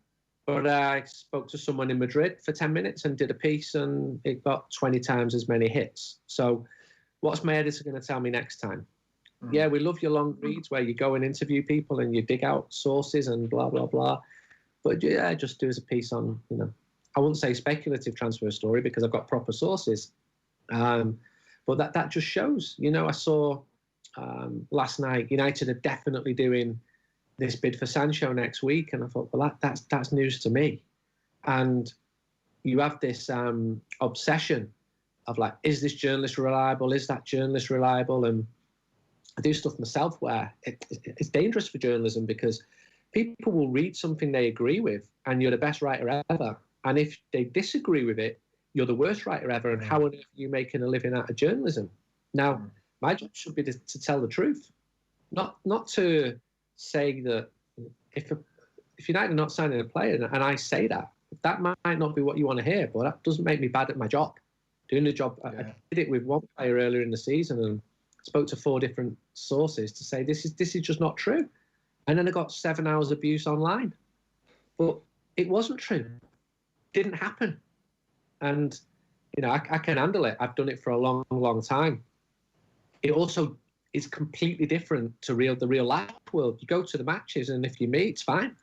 And online, you just get this anonymous fury at times when Manchester United lose matches.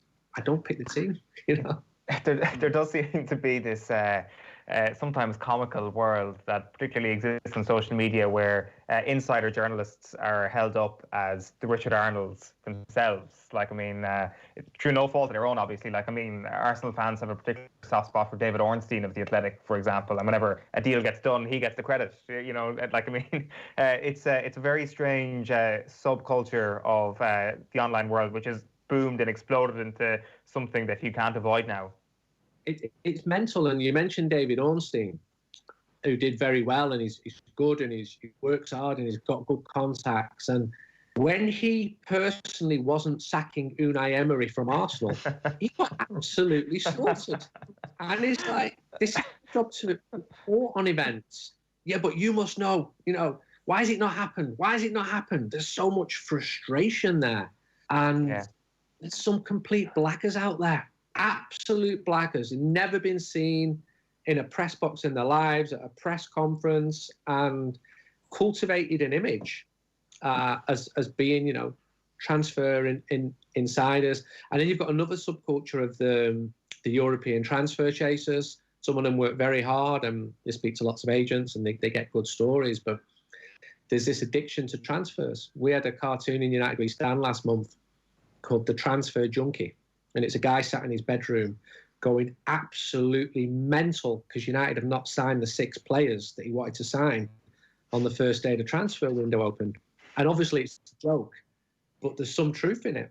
It's like, I can't wait for this window to close. I don't like it. As a journalist, I do not like the transfer window. Yeah, but I need to buy players. Seems to have gone a bit mad recently, and I think that the sort of global swing to an intolerance of other people's opinion has somehow found its way into sport now as well. And as you say, there's things have taken a bit of a weird tilt over the last few months. Speaking of a bit of a weird tilt, just on the pitch, Andy. Then, so there is a difficulty with reading too much into the Palace game, as you identified, but it's the only real evidence that we have to hand. So let's run with that for the minute. Obviously. United look bang average in so many respects, and whether it is down to rustiness or a deeper problem, we won't know until future games. But one thing we do know is that Paul Pogba is obviously coming under competition now from Donny van de Beek, and it was interesting to see what his reaction would be then to getting selected against Palace and to whether he would respond positively. That body of evidence is not that encouraging for United fans. Well, Pogba was one of many who had a poor game. Lost the ball too easily, and along with Bruno Fernandes, one of the world-class United players who you expect to change a game, failed to do so. It's a big season this for Pogba now. He's not injured.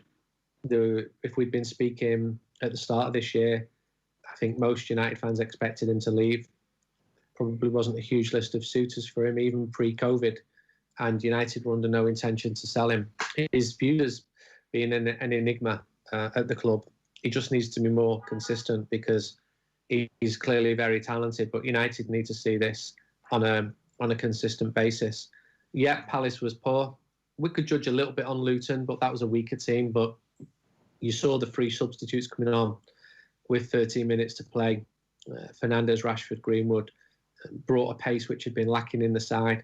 I think you've got a case that because of a lack of pre-season, every player needs minutes. I speak to professional footballers all the time. I'm not just a blagger who makes things up, and they say it takes weeks to get into a season for your fitness levels to be high. But it's the same for every club. Now, Palace did have a load of matches, and United were still playing into August in the Europa League as well. But if you look at the starting 11 for United against Palace, you'd still expect them to win. But then you see Fosu Mensah started on the right-hand side, Dan James, who fell away completely throughout last season after a bright start. I don't fill you with conviction. Odion Igalo had a really poor game at Luton. He's going to go back off his loan in January. And he was doing really well before lockdown, so you wonder whether there's a case for another striker. I worry if United get some injuries, because I think the strongest 11 is actually decent, but you can't play the strongest 11 all the time. And you've got Champions League football this year. It's much harder than Europa League. Europa League last year, you could play Greenwood and Brandon Williams, teenagers. You can put them in a Partizan Belgrade away, and it's a great experience for them to play in a hostile environment against a team which is significantly weaker on a technical level. You can't do that against teams in the Champions League because you'll lose the match, and United can't afford to lose the matches. So they need a stronger squad, and they want to strengthen the squad. But another struggle is getting rid of players, moving players on. They're paid too much. There's no list of suitors for them. Madrid and Barca are almost having fire sales because of the financial impacts of COVID and bringing money in. It's much harder for Manchester United to do that because the players Madrid and Barca are selling have won league titles. They've won European Cups. The ones Man United have got don't quite have the same trophy cabinet. Yeah, just one other one on that sort of Pogba Van de Beek dynamic. Like it will be interesting to see how it pans out. And as I said, who knows on the basis of that one game. But and Van de Beek, by the way, does not seem like a player who suffers from a lack of confidence. But at the same time, he's made a monster move for him, like the move of a career. And he comes into a team that, when you look around at maybe Pogba, Fernandes, obviously on the basis of last season, you would expect Maguire, and obviously there are things going off the pitch there that might be impacting him too, and De Gea and those sort of leaders, and suddenly they're not living up to the hype almost. And Van de Beek comes off the bench, and he's the one that's got the spark. Like it's as I said, he's not lacking in confidence, but it is a difficult dynamic for a youngish player coming in there, and suddenly everybody's looking at him to be the spark. Yeah, it's difficult. I mean, I was warned not to get too carried away and let him have time to adjust to English football. And I spoke to a lot of people about him. I spoke to Steven Pienaar, his coach at Ajax, a coach at Ajax, but who knew Donny and had watched him come through. And he just said, don't expect him to have the impact that Bruno Fernandes made, because he's not at that stage in his career. Clearly, he's played Champions League football, but to go from the only country you've played in straight into the Premier League is a difficult jump. And yeah, he's had a decent enough first week. I thought his movement off the ball was good at Luton. We didn't touch the ball enough though, and he scored the goal on his debut. But we've got to be careful of Dan James syndrome here. He had a great August last year and then didn't score another goal until I think last away before the lockdown. So I think every United fan welcomed Donny van de Beek. But he's not Thiago. He's not a proven player just yet. And be patient with him. And if he has a good season, great. But I also think that he's not viewed as a Jadon Sancho class player to come in and be the main man. If he didn't start at Brighton tomorrow, I wouldn't be surprised. But clearly, if he plays his way into the team, then that's what he'll do. But such is the number of games. I know that Ole Gunnar wants to utilise all his midfielders and feel that. If Fernandes, maybe Fernandes is not the best example because he's the best player. If one doesn't start at home to a Crystal Palace level team, then Van de Beek can come in. But I realise I'm contradicting myself saying that because United often struggle against the weaker teams to get the results and are actually better against the best teams. You mentioned Sancho there, and I guess there's a video that did the rounds the other night after the Luton game of fans beside the team bus saying, "What do we want, Sancho?" And on the chant went, like, there's clearly an envy amongst Manchester United fans at the moment about what other clubs have done spending-wise despite the coronavirus pandemic. What's your gut feeling on how business is going to be done for Manchester United over the next month? In fairness to United, they would argue that their net spend is higher than any club in the last 3 transfer windows.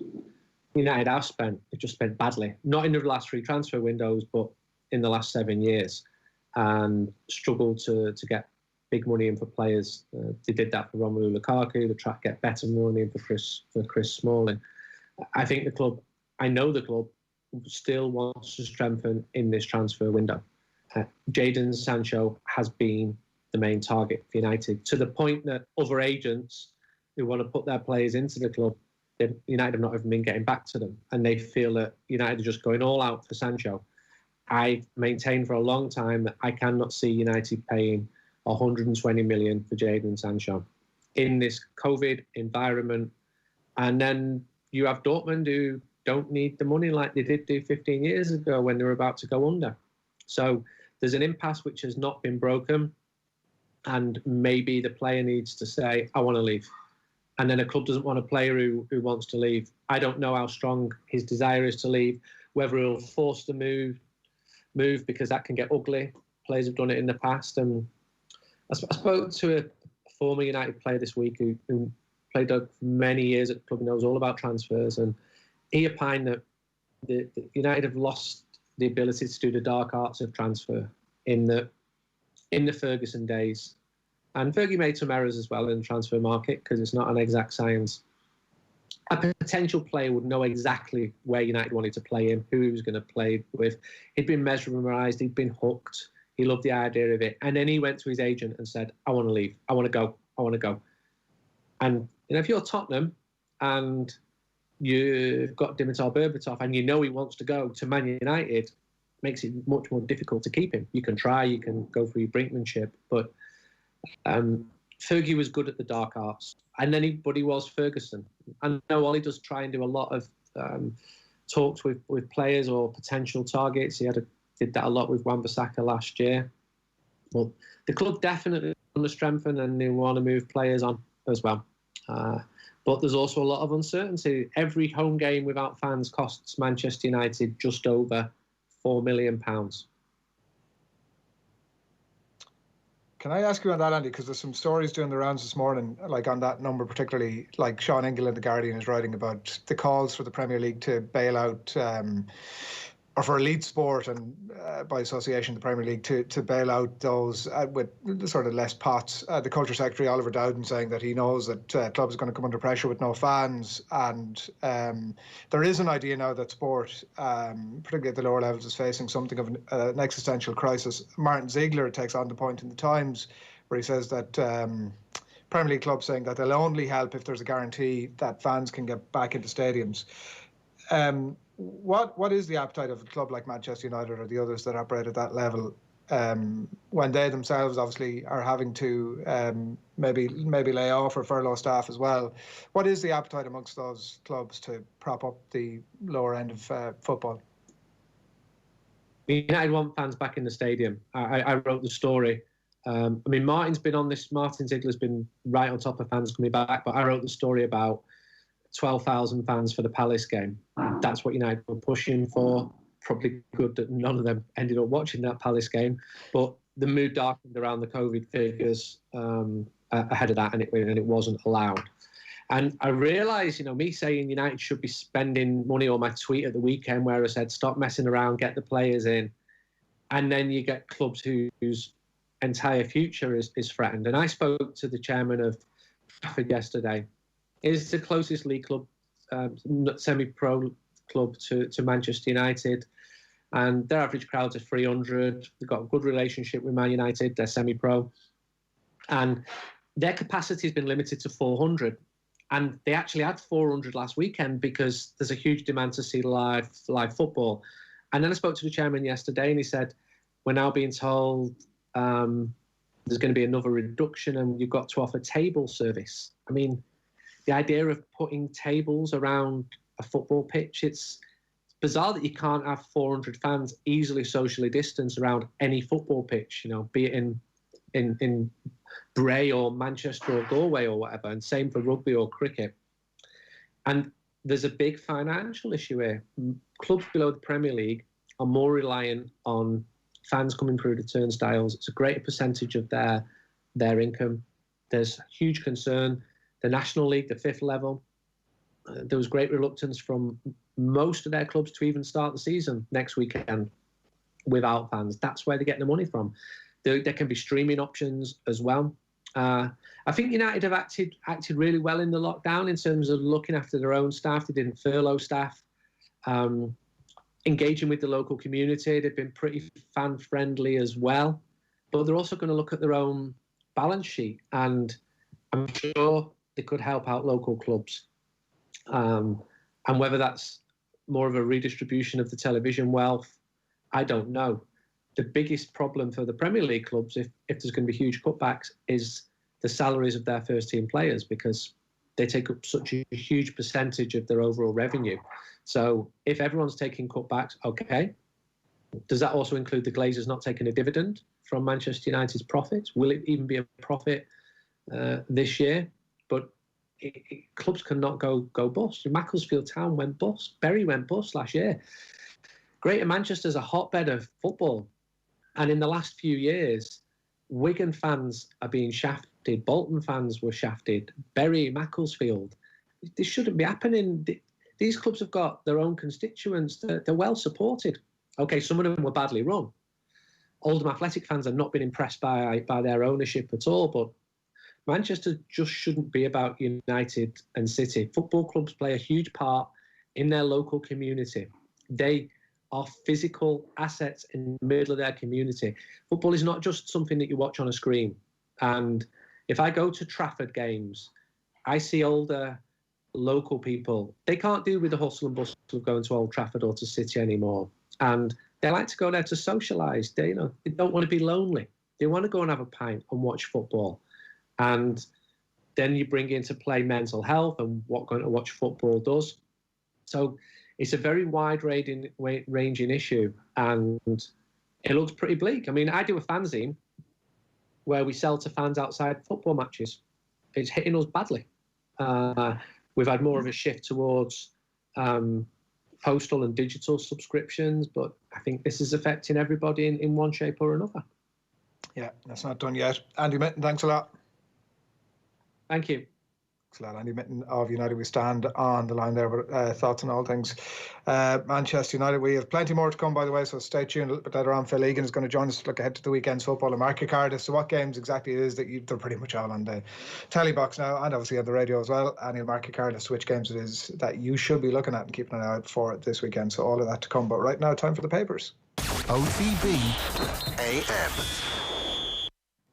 Right, we're going to start with the OTBsports.com for you this morning. The story there of Rob Kearney and Brandon Driscoll's thoughts on him from the show last night. And it looks as though he's off to Australia, and there's plenty more good stuff up on OTBsports.com as well. So get yourself along there or download the app as well. Just search OTB Sports in your app store, and it makes it all very handy for you. Now, the Irish Times this morning, it's a picture of pretty disconsolate-looking Shane Lowry after the opening day of the Irish Open there, Galgorm Castle, and conditions proved tough nuts to crack, writes Philip Reid there as well, and reflections too on James Sugru leading on the home front, the amateur, after a late invite for him. He's the one leading the way. Johnny Waterson as well. Leinster need to follow Munster's lead and sign marquee names. And that is exactly the point that Johnny goes on to elaborate on, that maybe it just wasn't enough to have the homegrown players that maybe they need. And Nathan Hines or Rocky Elsom now to come to their rescue. So that is the thoughts there in the Irish Times this morning. The Irish Independent, meanwhile, it's a photograph of Gary Rogers getting down to save that penalty last night. Birthday boy Rogers, the penalty hero for Dundalk.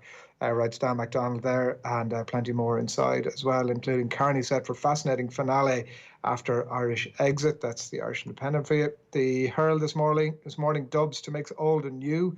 Johnny Cooper reveals how the balance is being struck with the new manager there. Also, some reaction last night to Celtic's 1-0 win, late 1-0 win in Riga, and Rogers the hero as Dundalk advance. Kenny must pick captain. Seamus, by the way, the thoughts inside of Richard Dunn there. In the Examiner, it's very much golf all the way here from Galgorm. Harrington impresses on return despite one brush with trouble. I'm sure many people would have seen the most Padraig Harrington footage of all time as he lifted a dead tree out of his path, and it turned out it wasn't even in his path in the end. It was a different ball. Sugrewal smiles after sparkling open start, right? Simon Lewis as well, as I said, all very much golf in the Irish Examiner for you. A mix in the Irish Daily Star this morning. Last Chance Saloon, United planning final Sancho bid, writes Jeremy Cross there. Aquaman hit Imps for 7. That's Liverpool's win last night. Lowry, I won't give up the fight. He's very much out of the mix after the opening day, but needing to get himself back in it. And Lily's Shoot the Sheriff. The result, obviously, last night. The Racing Post looks ahead to the weekend's racing on the front, and then in the back, Forest set to display their true colours. Winless Reds ready to kickstart season at Toothless Terriers. Interesting to see if they continue under the current management. Brilliant photograph on the back of The Guardian for you this morning, if you get a chance to check it out in print or online. It's Jose Mourinho reaching for the crossbar. Moving the goalpost, Mourinho uncovers Secundia plot to play Europa League qualifier against Spurs with posts 5 centimetres too short. And it all becomes very obvious when you actually see the post with a pretty big cut towards the top of the upright. And they tried to, it seems, do an over on Spurs last night, but Mourinho wasn't to be caught out.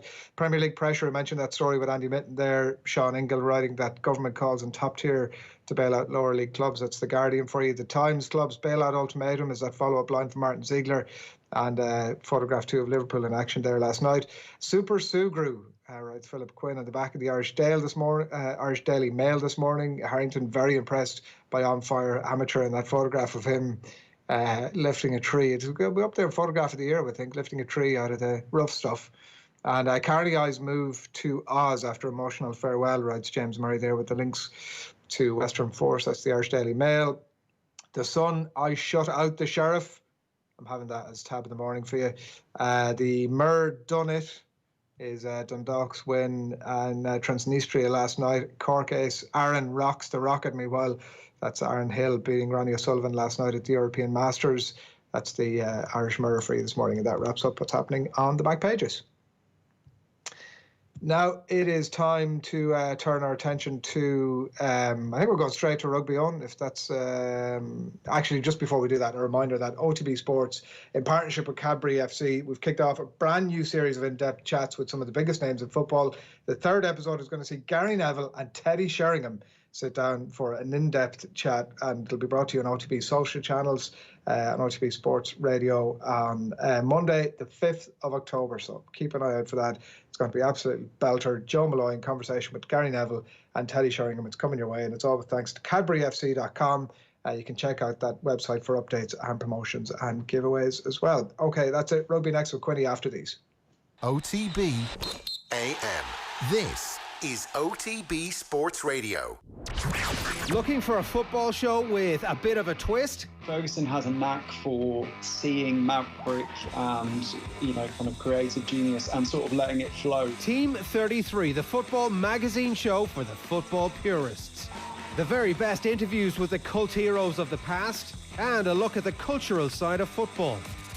Team 33. Live at 9 p.m. every Friday on OTB Sports Radio. Live 24/7 on the OTB Sports app. OTB Sports, in partnership with Cadbury FC, have kicked off a brand new series of in-depth chats with some of the biggest names in football. Gary Neville just rocks up tomorrow and says, "Yeah, I'll be a coach." The third episode sees Gary Neville and Teddy Sheringham sit down for an in-depth chat, which will be brought to you on OTB social channels and OTB Sports Radio on Monday the 5th of October. Check out CadburyFC.com for updates on promotions and giveaways. Into sports. 20 yards out, Ursa shoot, don't shoot! Oh, what a goal from Fabinho! Wow! Then get into the all-new OTB Sports app. I think when he apologises to me, I probably will say hello to him, yeah. No. Videos, sports news, live scores, interviews. If Fabregas is going to come up to me in the street and give me some of the mouth that he would have given me on a football pitch, what would he do? He get a slap? Plus, exclusive content on the OTB Podcast Network. The biggest names in sports. Ready when you are. Search OTB Sports on your app store and download it now. OTB AM. With Gillette, we don't just play the game, we change it. Gillette, made of what matters. Yeah, it's 9:18 on this Friday morning, and a very good morning to you. If you have any comments, questions, theories about what's going on in the world of Irish rugby at the minute, do get them into us, because I'm delighted to say Alan Quinlan joins us on the line. Morning, Quinny. Morning, Adrian. How are you? I'm sure it's been a great week for you after last weekend. That's a very cynical comment. I know I'm a Munster man, but Saracens are certainly not. They're my least favourite team. So no, I was hoping Leinster would win. I didn't want to see Saracens win, but it was disappointing. I think it was gives a bit of a gloomy picture for Ireland going forward with the final Six Nations games in November as well. Oh, it does. There's a theory from Johnny Watterson in the Irish Times this morning, which is an interesting one, that Leinster are missing a marquee signing. So when we would have looked in the past, like most recently, obviously, for the likes of Eoin Asewa, who was such a strong force there, but going back before that, the Rocky Elsams, Nathan Hines, Brad Thorne obviously in there as well, and maybe a couple of others too. And he also, to be fair, talks about the generational influence of somebody like O'Brien O'Driscoll, and that maybe Leinster are missing those. And in the same way that Munster have gone and dipped, maybe that's something Leinster need to do now. Yeah, it's not the worst idea in the world. I think Scott Fardy came in, James Lowe, Gibson Park. These guys, two of them are Irish qualified, and maybe their next cycle of signings, a few overseas players, they would look to bring in one or two marquee players. I think when you're right up there with being one of the best sides in Europe, if not the best side. I think they had a bad day at the office last week, and they could certainly attract a couple of big overseas signings. But it depends on budget and how far they want to extend. They have their challenges trying to keep their own academy players and trying to bring them up into full contracts and stuff like that. And I think they used 53 players in the Pro 14 last year. So it's getting that balance right. Do you bring in a couple of guys that eats up some of the budget, and maybe you don't get to sign or promote one or two of the younger players? So promoting younger players in the last couple of years has worked incredibly well for him. But Johnny Watterson is definitely making a valid point that maybe it's time to bring in one or two just to make them even better than what they are. There's no dramatic shift or change needed, because I think their template is the envy of most of Europe, but it wouldn't be the worst idea in the world for sure. Yeah, because I think that we've all looked at Leinster and just felt that, well, they're so strong, and we've seen the 25 wins in a row, whatever it was, and made a whole bunch of assumptions. I think maybe if a team like that Leinster team need to go down that route, then that's just something that becomes intrinsic as part of Irish rugby. Every other Ireland have done it for years, obviously, and every other club with ambitions and on the planet does it. Maybe it just needs to be a thing that gets bolted into the fabric, into the culture of Irish provinces now. And most of the others have done it. It's been well spoken about the Munster sightings, and maybe Ulster to a slightly lesser degree. Maybe that's just something we need to make an intrinsic part of Irish rugby now. I think the other provinces have had to make signings like that to try and improve. As I said, Leinster's depth and the younger players coming through, it could affect that situation. But certainly in Europe, when you look at the teams you're coming up against and the quality overseas players they can bring in, Leinster's budget is a big budget for signing, and Munster. It's been reported that they got outside help to sign the two South African World Cup winners. So I don't think that'd be a problem for Leinster. As I said, it could affect the situation of the development and the backing of one or two players. But there doesn't need to be any dramatic shift here. I mean, they could bring in one world-class player in a position maybe that a player who could play in a couple of positions, like a back three player or an outside back, or a loose forward come second row or something like that, But I suppose when you look at the depth of Leinster's, and I mean from a depth point of view, international experience and experience of playing top class games, they were lacking a little bit of that last week. And if they have a couple of injuries, maybe it would affect them, and did affect them last weekend. I thought Scott Fardy not being involved was a probable mistake. Tyke Furlong was out injured as well, so they were big losses to them, given the power that Saracens had. But when you get into the last couple of rounds or the knockout stages of Europe, you're coming up against teams who have a huge number of overseas signings, and that kind of situation is something maybe Leinster could look at, and maybe look to bring in that quality, because they wouldn't have a problem with attracting any world-class players. Yeah. But look, at as much as you'd love to spend the next half hour talking about Leinster's woes, Quinny, we have a couple of other things to put to you, including the I don't think they have too many woes. I don't think they have too many woes, to be honest. Where Munster is in, maybe not. A bad 45 minutes last week was what cost him, really. Come here, Rob Kearney, and maybe we talk about the playing staff at Leinster, and it does feel a bit of a changing of the guard with himself, with Rob Kearney and Fergus McFadden going out. It's Devin Tone or Johnny Sexton, Cian Healy are sort of maybe the last of that kind of old guard now. From Kearney's point of view, links with the Western Force this morning. We'll see how that plays out.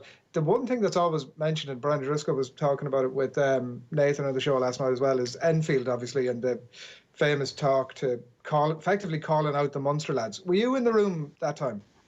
Yeah, I was. I think it was a big call from him at the time. We were having a review after a fair bit of optimism that November when we played the All Blacks and Canada and Argentina, and I think there was incredible optimism that maybe we could beat the All Blacks, and it ended up being disappointing. There was a good win against Argentina, and I think Declan Kinney decided to have this get together and try and look for player feedback as to how we can improve and what we needed to do going into the Six Nations. And players were spaced out around tables, and each table had a kind of a leader who would give the feedback, and players would give their opinions, whether it be training, the way we played, what needed to happen, change, all that kind of stuff. And as we went around the tables, there was stuff around, the game plan and the way we trained, the times we trained, the meetings we had, how we could maximise those and make them better. And then, on one table, Rob Kearney steps up and he says that the Munster players are more passionate playing for Munster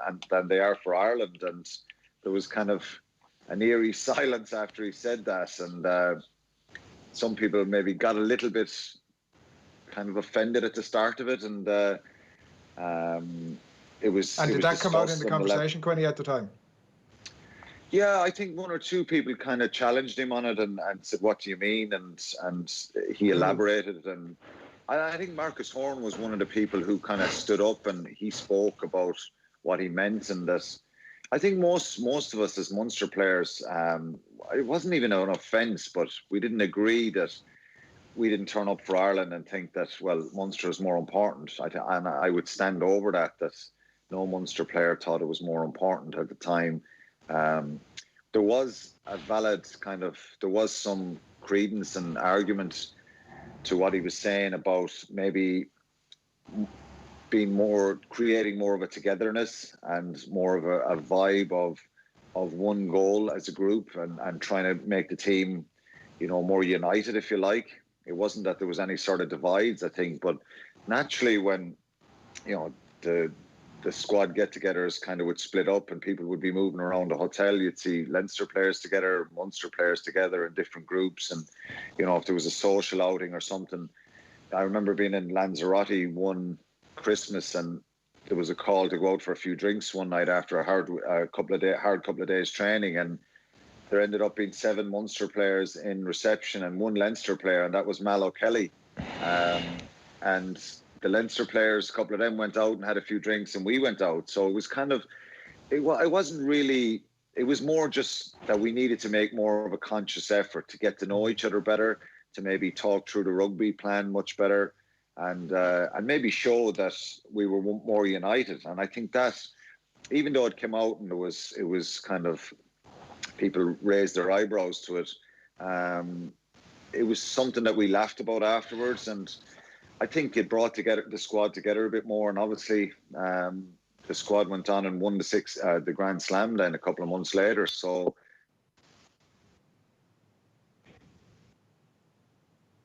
Yeah, we seem to have lost Quinny there. Just a bit of a drop in his line. We get him back for you there. A few more things to talk to him about. Sort of an interesting dynamic going. That's those tables where you're sort of sat around and everybody's throwing in their 2 cents as to how this thing could go forward, and everybody's kind of filling time and just saying things for the sake of saying something, and then suddenly somebody says something that rocks the existence of the team. I think, Alan, you're back with us now. Was that a real outlier at that time, Rob Kearney saying that, or was there a couple of other Leinster heads who put their head above the parapet and pointed a finger at the Munster lads? No, they all let him take the flak for it. But was it coming from him, Quinny, or was it because you were saying you were broken up at table, so was it like that group had come up with the point, or was it him taking a solo run? No, I think it was a group, and I think he felt it, and he felt it needed to be said, and I think it was incredible. It was unbelievable honesty. You know, we often feel like saying things throughout our lives in different situations, and maybe we think, well, it's better left unsaid. But I think that's what Declan Kinney encouraged, that anything that was on the table or in anyone's minds, that we should bring it out now and try and iron it out. And that's what happened. So there was eyebrows raised, and it was a bit of a bombshell. But I think it did make a big difference. And it wasn't as if players weren't friends with each other or didn't get on. You know, when everybody greeted, there was chats, laughs, people. It wasn't as if nobody palled around with each other or hung around with each other. But invariably, the rooming lists and stuff would be done by 1 or 2 players, and you'd end up rooming with your closest guys. Or, you know, I room with Rog, or Dennis Leamy was probably bucked the trend because himself and Rory Best always roomed together, but they were great pals from years before that. But most of the time, there'd be Leinster players room with Leinster players, Munster players with Munster players, so I think it was something that we understood a little bit afterwards, that we needed to maybe make more of an effort and show the Leinster guys that Ireland was incredibly important. And, I only say this from a personal point of view. Playing for Ireland, for me, was the ultimate. Obviously, you love playing for your province and winning with your province. So it created a little bit of debate, but it also created a little bit of unity, and people were more conscious of that. And we laughed and joked about it afterwards, even at dinner, that you'd come in and you'd sit down, you'd say, well, I have to go over to mix with some of the Leinster or Ulster guys or Connacht guys here. And, there was people who would step up and say, am I okay sitting here now? Do we have to, hold hands going around the place and all this kind of stuff? So it became a bit of a joke as well, but it was something that I think did make a difference, and it made more of a difference around guys, players maybe going into the video room together and more consciously being, united in one goal. Yeah. One thing we wanted to ask about, Quinny, before we let you away, we're looking at what our Irish 15 currently is, obviously on the basis of everything we've seen over the last few weeks, I suppose, specifically. Ger was making a case during the week that the midfield for the France game, when the Six Nations resumes, should be Farrell and Aki. That would be obviously a dropping of Henshaw and Ringrose. What are your thoughts? It's difficult to pick. I think you got to let things settle a little bit now and see how the players perform when they go back for the Pro 14. I think you don't want a huge amount of change for the sake, because we're in a kind of a negative position, I suppose. But I think Aki will, given the condition he came back in and he looked in great shape, is certainly going to be hard to shift him out of the centre. I think Henshaw and Ringrose, obviously their partnership is very experienced, but there is an argument to try and have Chris Farrell in around the team because of his physicality and his size, and he's a very skillful player as well. So the four of them will kind of go on head to head. So it's hard to kind of say that guys should be dropped now. I think maybe some change for Italy and see how it works. I think, Chris Farrell did really well when he came on in that Scotland game last year at the World Cup, and there's very little between all those centres. I think the advantage of Henshaw and Ringrose is they play together regularly and they know each other inside out. But I'm not really sure. I think for me, Aki and probably Ringrose are the starters from where I see it now. But, as I said, in the next couple of weeks, we'll see how the players start the new season. Yeah, and just finally, who would be your back three then after that? Again, it's difficult, I think, to pick. If Will Addison being out, obviously, the depth at full back is an issue. The Stockdale, is he the backup full back? Larimer starts. If Will Addison was back, maybe put more pressure there. Matt Gallagher hasn't played for Munster, so he doesn't come into the equation. Earls and Andrew Conway are probably the two wingers at the moment. I think Stockdale didn't play that well last week against Toulouse, so it just depends. Again, these are opinions. Andy Farrell had a different opinion, and he'd probably back Jacob Stockdale to try and find a bit of form again. But for me at the moment, it'd be Larimer, Conway, and Earls. Yeah, and you have Lowe coming into it at some point soon, obviously, as well. Which will be it's November before he's available. So I think those first two games, I don't think we'll see a huge amount of change, but I think we do need to see some change throughout the Nations Cup. You play England, Georgia, Wales, and either one of Fiji, Italy, or France is the fourth game. So I think there needs to be some change there, not for the sake of it, but someone like Ryan Baird needs to play. I think and needs to be looked at for. Can he step up to that level? And where he's at, Dan Levy maybe will come back. Caelan Doris is someone who's been playing very well.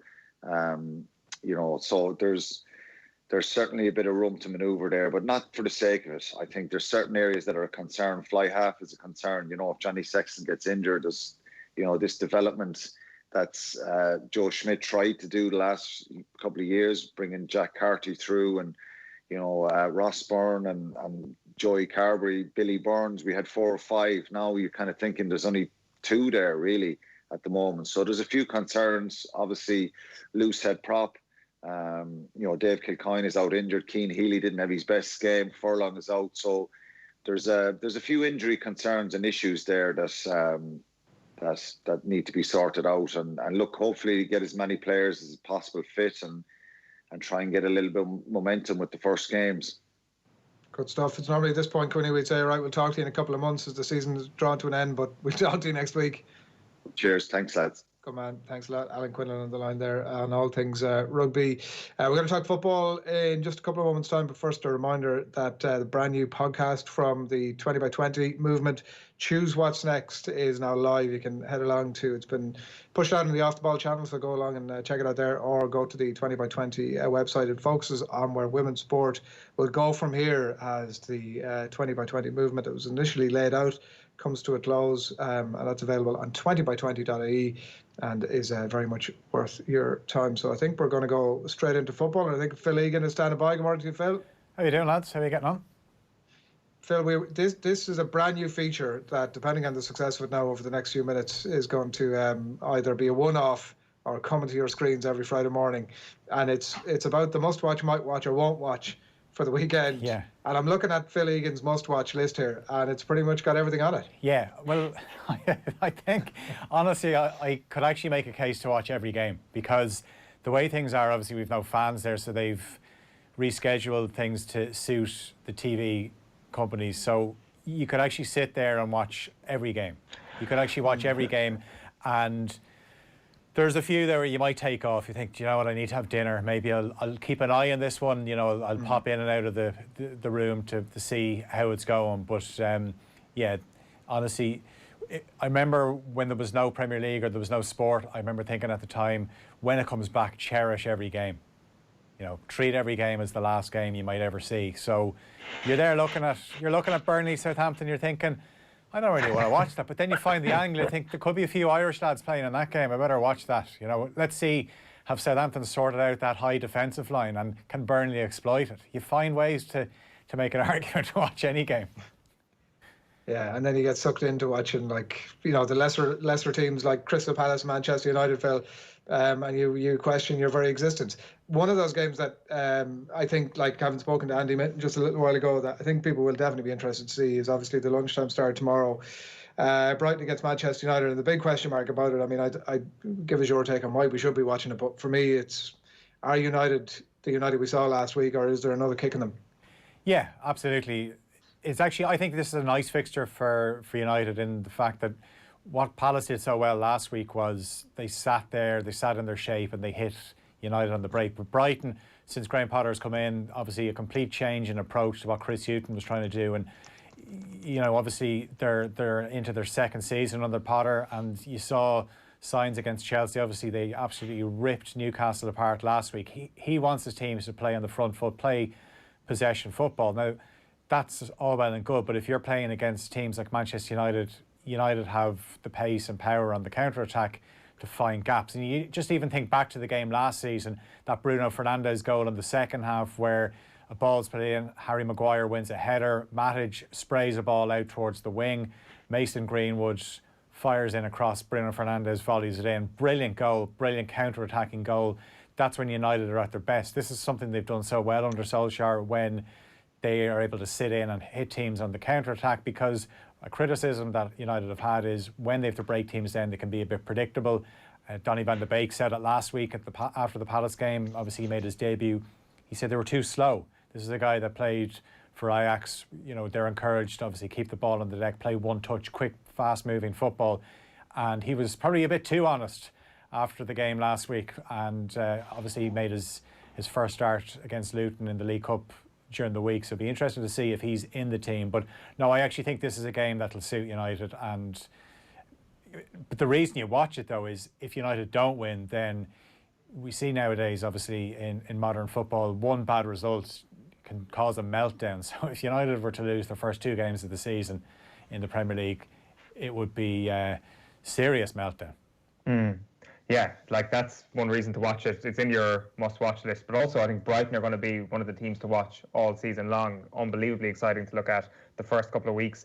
You can definitely say the same about Everton. Everton go to Crystal Palace tomorrow at 3 o'clock, and this is also in your must-watch list, Phil. Are you believing the Everton hype? It's a top-of-the-table clash, this. Crystal Palace and Everton. Two teams that have won their opening two games, and this would be a good test for Everton, because I just mentioned it there with Palace. We know how they're going to play. They're going to sit in and basically say to Everton, can you break us down? And we're going to see, can Dominic Calvert-Lewin continue his scoring streak of the one-touch goals? That's what Ancelotti's trying to get him to do. Yeah, absolutely. It was a great stat that Ancelotti threw out there after the win over West Brom last week, where more than 200 goals that Inzaghi scored were with one touch. And Calvert-Lewin's already 4 goals in. I'm thinking, is he going to win the Golden Boot? I don't know. But there was signs when Duncan Ferguson took temporary charge of Everton and he put Calvert-Lewin in there with not in a lone role, because Calvert-Lewin's always been quite mobile and he's not afraid to put himself about. But Richarlison complements him very well. And obviously, James Rodriguez, you just saw even in the first week when they played against Spurs, some of the touches from him. He obviously scored last week, and happily he recovered from that blow that he took off Kieran Gibbs. But yeah, I think there is a real buzz about Everton, and obviously Seamus Coleman has started the season well, so we want to watch that, because we're now getting towards the Ireland-Slovakia game, and Stephen Kenny's going to have to make that choice again, isn't he? For sure. My prediction here is that watch out for Richarlison over the next couple of weeks. I think he's a man ready to explode with all the chances and the positions he's been getting in, actually. Sheffield United against Leeds is 12 o'clock on Sunday. Phil, again, another one on your much-watch list. It's actually not as easy to say as you think. Leeds United are must-watch every single week, aren't they? Yeah, well, 2-4-3, so it'd be a bad idea to skip this one. And also as well, you think back to the history behind this fixture, obviously when Leeds won the First Division title before football then reinvented itself according to the Premier League. But this was the game that clinched the league title for Leeds. The Brian Deane derby. Obviously Leeds would try to probably emulate what Sheffield United did last season with a top half finish. And I think Sheffield United would like to emulate what they did last season, because they've lost their first couple of games. Obviously, John Egan was sent off against Villa. I did pick Sheffield United to get relegated at the start of this season. Good call. Well, look, I just thought that there was signs towards the end of the season that teams are starting to work them out, and it's very hard to, you think they got 56 points. I don't think they're going to get near 56 points this season. I'm not saying they will get relegated, but I just think they'll be a bit further down, and they need to get the win. And obviously Leeds are just a breath of fresh air to watch. Whether it's good for your health if you're a Leeds fan, given the roller coaster of emotions that you're going to go through watching the games, but that's why I think they're a must watch. Must listen game this week, of course, is Manchester City against Leicester City at 4:30 on Sunday. You can listen to the dulcet tones of Dave McIntyre and Kenny Cunningham calling this one. I mean, is this a foregone conclusion from Manchester City's perspective? You would have thought not, given how good Leicester were last year. But then you turned on Manchester City on Monday night and you thought to yourself, right, these guys are right in gear immediately. Yeah, if you think of the first half against Wolves, City were on it from the start. There was a spell of about 20 minutes in the second half where Wolves caused City a lot of problems. Leicester are not going to be able to do that. I know Vardy's got a really good record in these games against top opposition, but Leicester haven't won at the Etihad since that famous win in 2016, which pretty much signalled that they were going to win the league that season. And Ndidi is out. He was obviously playing as a centre half for the first couple of games. So I think Leicester had a couple of nice fixtures to start off with. And, beating West Brom, beating Burnley, this is a different kettle of fish for Leicester. I think it'd be a comfortable enough win for Manchester City, and obviously their first home game. Yeah, I think Kevin De Bruyne is going to get a lot of space, and I could see it being a handy enough one for City. Monday night then we've got Liverpool against Arsenal. This is obviously the must-watch feature of the weekend. We'll do a bit more on this on Monday, but you've had the spectacular knack of yarrowing away Liverpool's chances last season. How are you going to yarrow away this fixture, Phil? I think this is a really good one in terms of what Arsenal can bring, because they haven't won at Anfield since 2012. Obviously, they beat Liverpool at the Emirates at the end of last season. I'm not saying there's an asterisk beside it, because that would be disrespectful to Arsenal. I thought Arsenal defended very well that night. A couple of mistakes Liverpool made in Alisson and Van Dijk, but Arsenal took advantage and they were able to hold firm. And obviously took better penalties than Liverpool in the Community Shield. But there is a real optimism around Arsenal, and you can even see in terms of they've kind of moved in terms of the betting for who's going to finish in the top four. They've moved ahead of Manchester United because of their start. We know that the left-hand side of the Arsenal team is where the danger is, and if people were to perceive a weakness in Liverpool, I mean, it's a minor weakness in terms of, if you look at their back four, the left side of defence is stronger than the right-hand side. That was the concern for Liverpool going in last week against Chelsea with Timo Werner. Fabinho played, and obviously you have Trent Alexander-Arnold there, but they did a fine job on Timo Werner, so they're going to be up against Aubameyang. And I think Liverpool fans are feeling a lot better after the couple of signings, and if anyone thought they wouldn't have the hunger and desire to retain this Premier League title, we knew that they'd have to, because that's just the way Jurgen Klopp, or what he demands from his team. But I think Liverpool are going to want to put one over on Arsenal and just say, look, you might have beaten us last season, you got the better of us in the Community Shield, but this is the Premier League, this is our home turf, and they have had the upper hand there over the last few years, and they tend to score quite a lot of goals against Arsenal at Anfield. Might not happen on Monday night, but I would still fancy Liverpool. I think what Liverpool need to do if they want to retain this, if they can just stay ahead of City, obviously they started a week earlier. I think where City might fall down is if they're playing catch up mentally. I don't know if they'd be able to do it. I think Liverpool have shown in the last year or so that their group of players is mentally stronger than Manchester City, and if City are chasing and there's games where they can't find the breakthrough and the gap starts to widen, then maybe they think they're not going to be able to catch Liverpool. Yeah, I've got an issue here though, Phil. That is the end of our must-watch games. We're on to might-watch here, and I see you've got West Brom against Chelsea at 5:30 tomorrow evening in your might-watch games. West Brom, 11 goals involved in the games they've already played so far this season, and all that new talent for Chelsea. How is this not a must-watch? Well, because you know what's going to happen. Chelsea are going to win, and unless you want to see Branislav Ivanovic maybe play against his former club, we might get to see Mendy. Yeah, we might get to see Mendy in goal. What I'm saying, you got to pace yourself. There's 10 games across the weekend. You got to pace yourself. You know, it's a 5:30 kickoff. That's kind of around the time where you start thinking of what I'm going to have for dinner on a Saturday night. Now, lads, you're after moving this from a might watch into a must watch on the basis of 57-year-old Branislav Ivanovic. Like, come on. Having that. Absolutely having that. I'd imagine Eoin is going to watch every game. Oh, like, I mean, you like compare week 3 me to week 30 me. They're just like two different human beings, Phil. I hate the sport of football, never mind Premier League come next February. But right now, it's the best thing in the world. Yeah. Everything is amazing. Like, I mean, I just hook Branislav Ivanovic to my veins is all I can say right You now. want to see, could Kai Havertz follow up on that hat-trick against Barnsley? Against Barnsley? Yeah. You want to see, was that a flash in the pan, or has Kai Havertz turned the corner after being written off after 2 games? I am salivating at that prospect. And also, 7 o'clock Sunday, or is it tomorrow night, Sunday, West Ham against Wolves. Like, I mean, after David Moyes' tactical tweak against Arsenal, which almost worked a treat, he goes and gets coronavirus, he won't be there. Yeah. But they'll be at home to Wolves, who have looked brilliant. I mean, again, this is verging on the must-watch as well. And I want to see how David Moyes does working from home, because if West Ham win, does he then get the option to work from home for the rest of the season, where he sits in his living room and he calls the shots on a phone, and Alan Irvine is at the touchline relaying the message to the players? As his child runs into the background as he's working from home. Yeah. Shut up, I'm trying to talk to Alan here. Could be the future. Could be the future of the Premier League. The final might watch, which is a might listen, but a must listen really. It's Brian Kerr on the radio, which is always a must listen. Absolutely. It's Nathan and Brian who'll be watching Spurs against Newcastle at 2 o'clock on Sunday. And really, if Newcastle watch 5 minutes of tape of Southampton last week, they will know that they do not do that thing, which is to play a high line against Tottenham Hotspur, and they might actually have a chance of winning this thing, because they weren't half bad in week 1.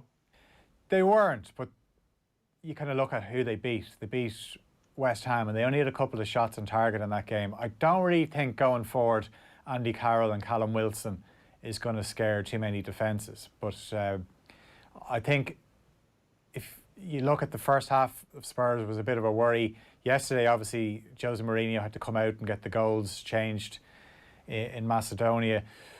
There's a bit more of a buzz about Spurs now because of the signing of Bale. Obviously, I think Reguilon's a brilliant signing, because I think Ben Davies is, he's not a bad backup to have. But I think now you have 2 attacking fullbacks, and if Spurs can get a centre half as well, there's talk of Skriniar from Inter Milan. If they got that, then they have a more solid back four. Obviously, I would take Eric Dyer out of that team, and to be a bit more optimism for Spurs. And obviously Gareth Bale probably won't come in until late October, but yeah, I think Newcastle games are going to be a tough watch. I would agree that this is a game I'd rather listen to than watch.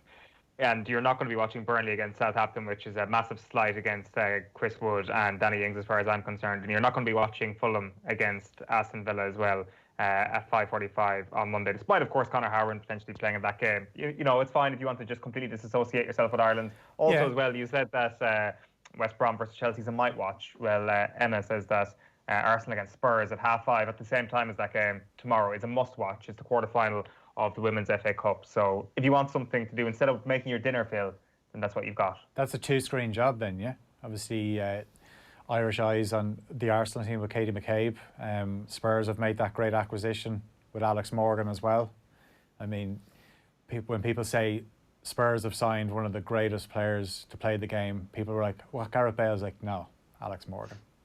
You know, Alex Morgan is a World Cup winner. So can I offer the idea that Phil's won't watch list, even his might watch list, it's just fake news, lads, fake news. Yeah, I mean, to be honest, even if I'm not watching the games on the TV, I got this new gizmo for my phone where you place it in, you place the phone into it and it props it up. So you could have it on the arm of the couch, you could be watching something else, and then that's what I was doing last night, because obviously I was watching the Liverpool game, but I was watching the Dundalk game, which was being streamed on YouTube. So I was kind of trying to watch the two of them. I think that's it, Phil. Good man. Thanks, lads. Enjoy. Thanks a lot, Phil Egan on the line there, and interesting as well to hear Phil talk about, to hear yourself talk about hooking Branislav Ivanovic into your veins. I understand that. I've read where that's supposed to be good for coronavirus, that a mix of that and deoxychloroquine or whatever it was that our friend over the water was going on about a few months ago is supposed to be good to tackle coronavirus.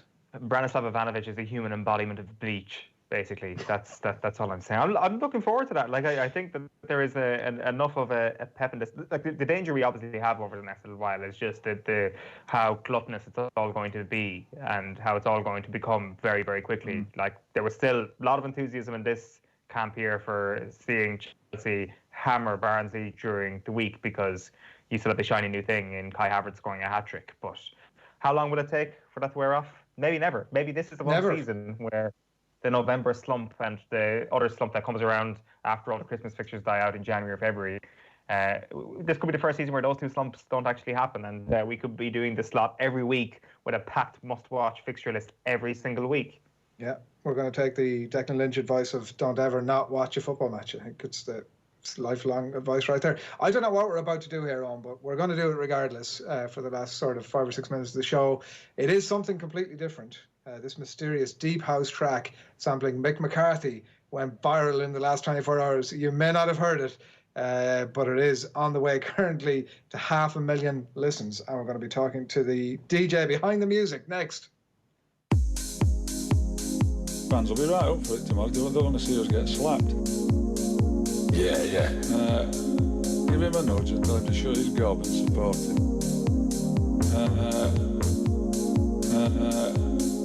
Yeah. Come on, Offski. And I said to TC, get that number out. And he said, I said, you know who? Yeah.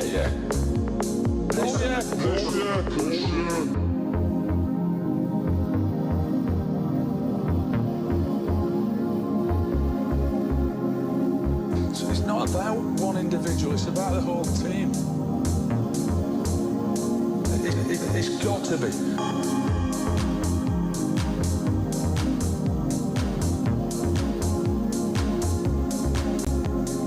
Time to show his gob. Time to show his gob. Time to show his gob. It's got to be. Time to show his gob. Time to show his gob. Time to show his gob. It's got to be. Offski. Yeah.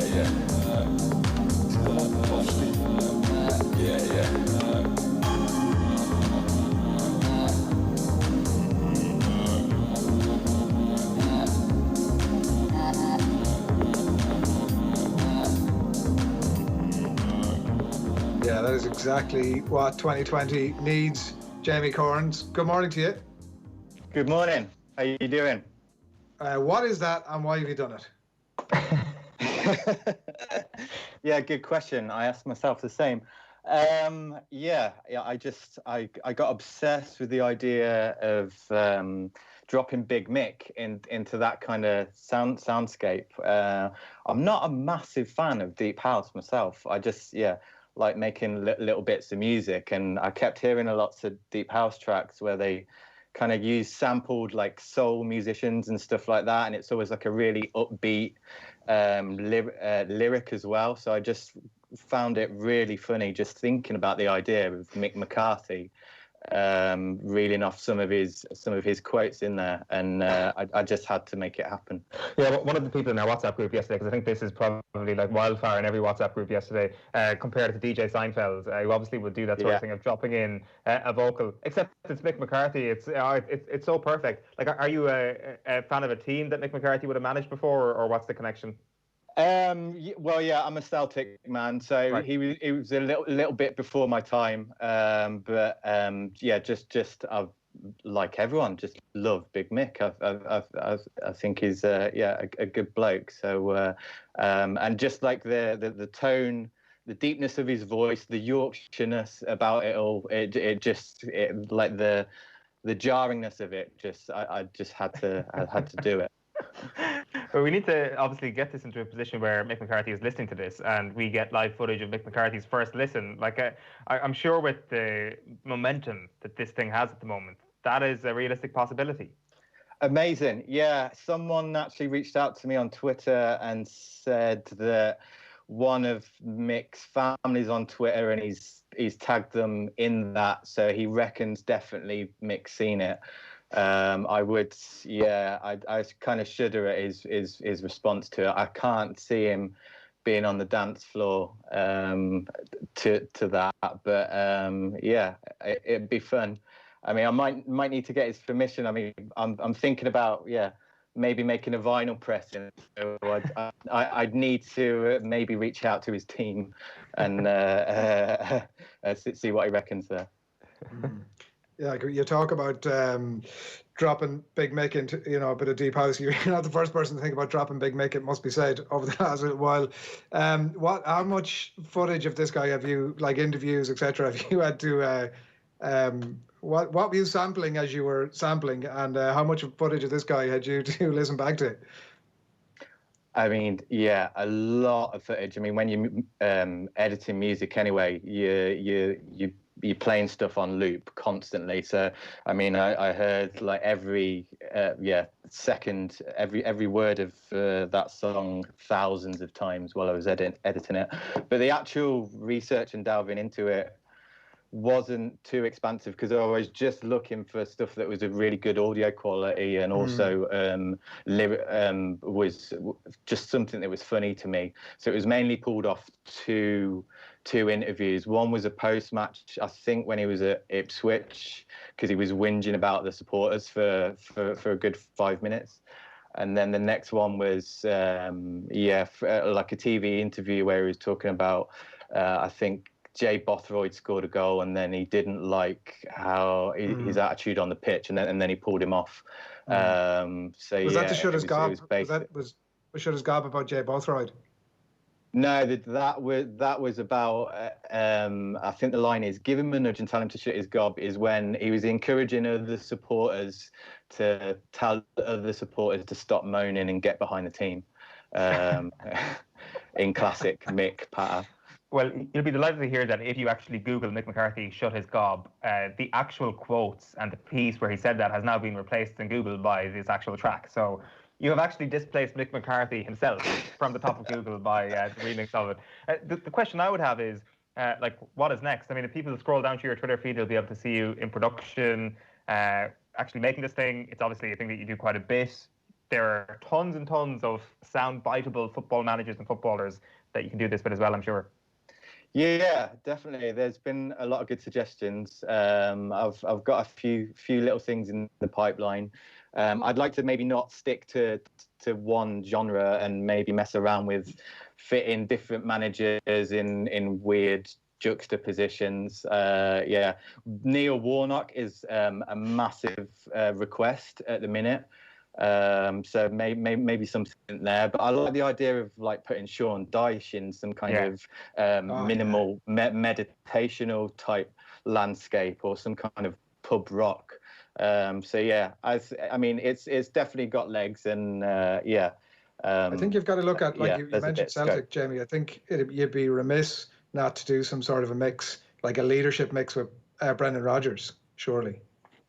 Definitely. I'm not sure how well it'll go down with the fan base right now, but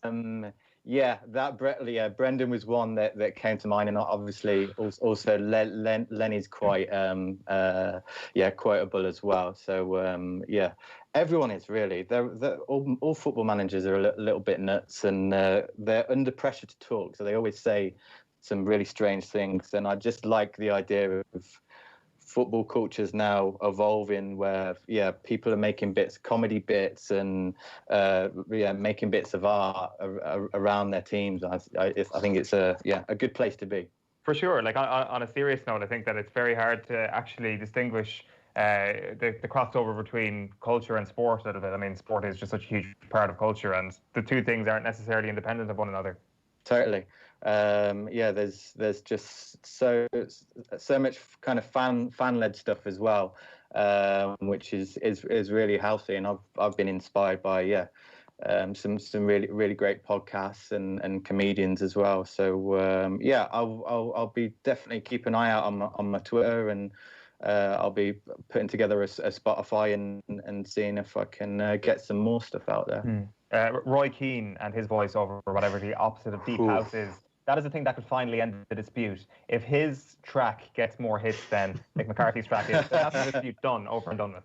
Yeah, I mean, immediately when you said Roy Keane, I was thinking about some kind of thrash metal might kind of suit him a little bit more. But to make it a fair playing ground between them, I think it'd have to be deep house, and then just let them go at it, and we'll see. So I mean, if I can kind of resolve some personal relationship issues for these guys, then let's do it.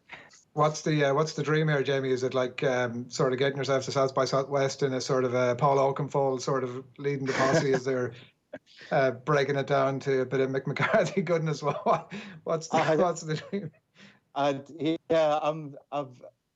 not too sure. Like I literally kind of put it together as a little bit of a joke and just for myself, but there's an audience for it. I mean, it would be crazy to be playing this at shows, but I like to. I'm working on little bits of characters and sketches as well. So maybe kind of put it all in one kind of basket. But we'll see.